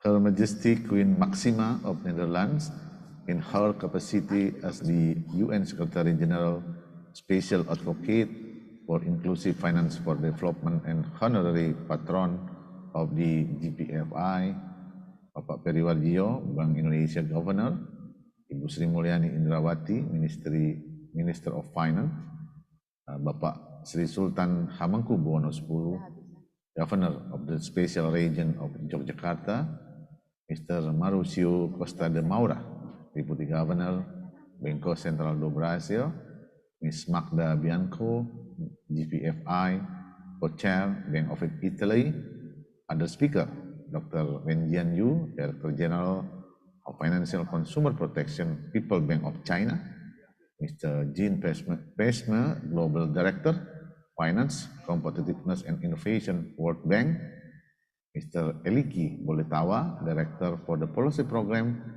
and Implementation, Alliance for the Financial Inclusion, Mr. Matthew Gemson, CEO, SME Finance Forum, Professor Iwan Jaya Asis, Cornell University, Mr. Nicholas Duri, Cambridge University, Bapak Andi Taufan, Garuda Putra, Founder and CEO Amarta, Mr. Hans Koning, Chief Digital Finance Officer, IFC. Assalamualaikum warahmatullahi wabarakatuh. Good afternoon. May peace be upon us all. First of all, let us express our gratitude to God the Almighty for granting us blessing and mercy, so we could gather in this G20 Global Partnership for the Financial Inclusion High-Level Symposium in a good and healthy condition. We thankful that we are able to attend this event physically or virtually. For those of you who attend the event physically, welcome to Yogyakarta. Please enjoy Yogyakarta, and I sincerely invite all the participants that join virtually to visit Indonesia.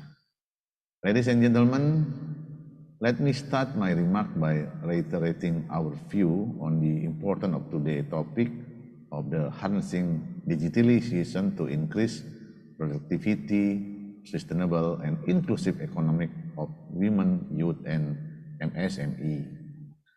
Technological advance through digitalization have become a catalyst to accelerate financial inclusion in society. Increasing digitalization, which also promote financial inclusion, can be one to encourage more inclusive and sustainable growth by promoting innovation and efficiency. Improve access to financial services can be used to support the resilience and productivity of the target group. However, we have learned that the digitalization also poses risks, which not only come from the technology itself, but also from the user that are not equipped with adequate knowledge and skill. These circumstances urge a regulator to take policy action to ensure that a healthy and safe digital financial ecosystem is provided.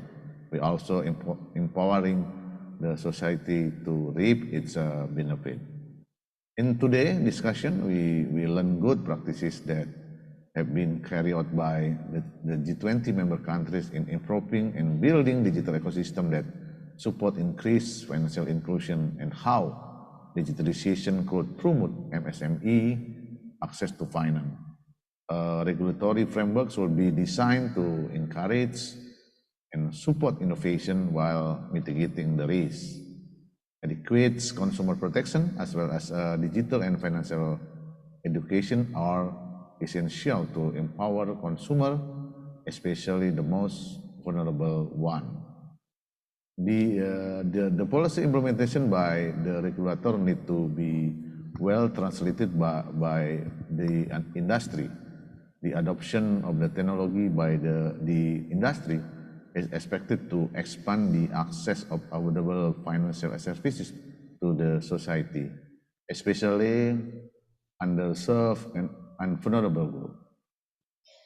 The role of the industry also expected to increase public awareness regarding the opportunities and challenges of the digital financial product and services. Our guest speaker also contribute in suggesting recommendation and solution to encourage the adoption of digital technology to support financial inclusion and formulating effective policy to promote access for the financing MSME. Based on the presentation from our esteemed speaker, allow me to include at least three key takeaways. The first, catalytic collaboration from all parties, including from academia, industry, government, and authority, as well as global community, is a key success for the factor encouraging increased financial and economic inclusion. Second, the power of innovation and creativity that should not only come from the industry, but also from the regulator to create enabling environment supporting digital and tech-based product to promote financial inclusion.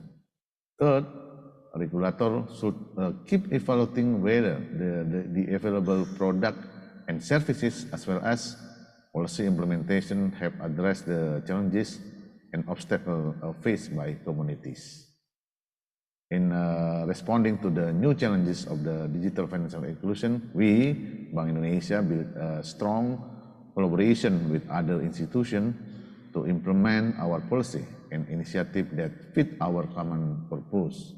Our policy in strengthening Indonesian payment system, expanding access to finance, and educating the public are also part of the strategies in national strategy for the financial inclusion.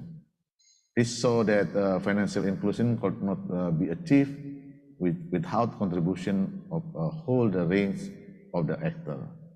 During the Indonesian G20 presidency, we use a comprehensive approach through the integration of the four deliverables based on the Financial Inclusion Action Plan into no objective to foster a sustainable and an inclusive economy. A framework that we believe would be give benefit not only for the G20 member, but also to all countries that have the same vision, which is to harnessing digitalization to increase productivity, a sustainable and inclusive economy. Given the implementation of this outcome, a regulator might obtain the benefit from this framework. I think the first, the implementation guide for the G20 high-level principle would recommend a guidance and self-assessment tool for digital financial inclusion adoption. Second, a living database of the digital and innovative financial product and services for MSME beyond credit would provide variety of the financial products and services that would fit the need of the target group. And the third, the toolkit that could help develop ecosystem to promote MSME access to digital financial services. I am optimistic that today's discussion in this important event give comprehension to the participant on the outcome of the Indonesia G20 presidency. The issue that we have discussed today are in line with the agenda of tomorrow Gpfi plenary meeting, which serve as a constructive feedback that could support the achievement of Indonesia G20 presidency outcome. We believe that G20 Gpfi also serve as the platform for the synergy among members to achieve our mutual brutal vision in enhancing financial inclusion. From our role as G20 presidency, we learned that in the area of the financial inclusion, G20 provide three functions. Number one, as a platform to exchange knowledge and experience. Second, as a platform for the policy cooperation toward a better environment in creating access to digital financial services. And third, as a platform to have a better understanding on current challenges and innovation to promote financial inclusion toward a sustainable economic inclusion. Ladies and gentlemen, the above achievement would not be possible without the collaboration and synergy among member, patron, and global communities. My highest appreciation to Her Majesty Queen Maxima for the sending word of encouragement for us to continue our effort to increase financial inclusion. I would like to extend my appreciation to our valuable speaker and moderator for sharing such as insightful knowledge and experiences, as well as to our implementing partner and affiliated partner who have shown dedication and contribution to develop high quality deliverable this year. In particular, allow me to express my sincere appreciation to the esteemed Mr.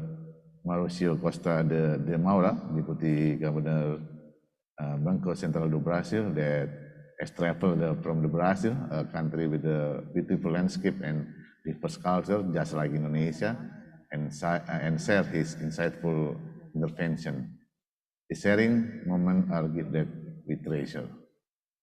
My sincere thanks goes to all participants that actively contribute to this session, and was such a fruitful discussion indeed. Distinguished speaker and ladies and gentlemen, before I close this remark, let me leave you with a metaphor about a coffee.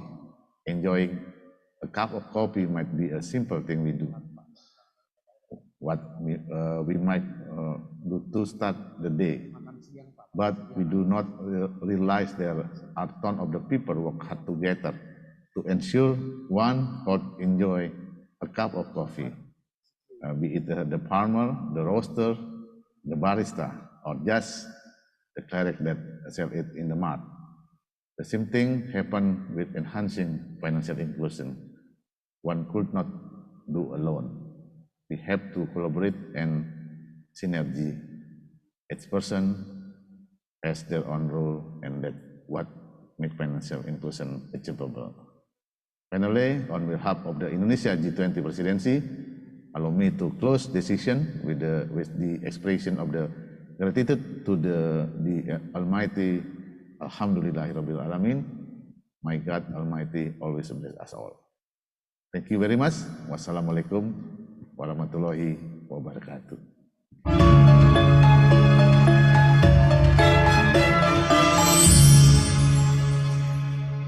Thank you, Bapak Doni, for your closing remarks. Ladies and gentlemen, we certainly hope that this event will generate the positive ripple effect towards the digitalization to increase productivity, sustainable and inclusive economy of women, youth, and MSMEs. For your information, all presentation materials from our speakers could be downloaded from the QR code that you see on the screen. To all offline participants who are here with us in Yogyakarta, we have prepared lunch for you in Kayu Manis Restaurant on lower ground. And finally, on behalf of the committee, I am Verena Daniel, would like to thank you for your active participation and hope to see you again on our next event. Wassalamualaikum warahmatullahi wabarakatuh.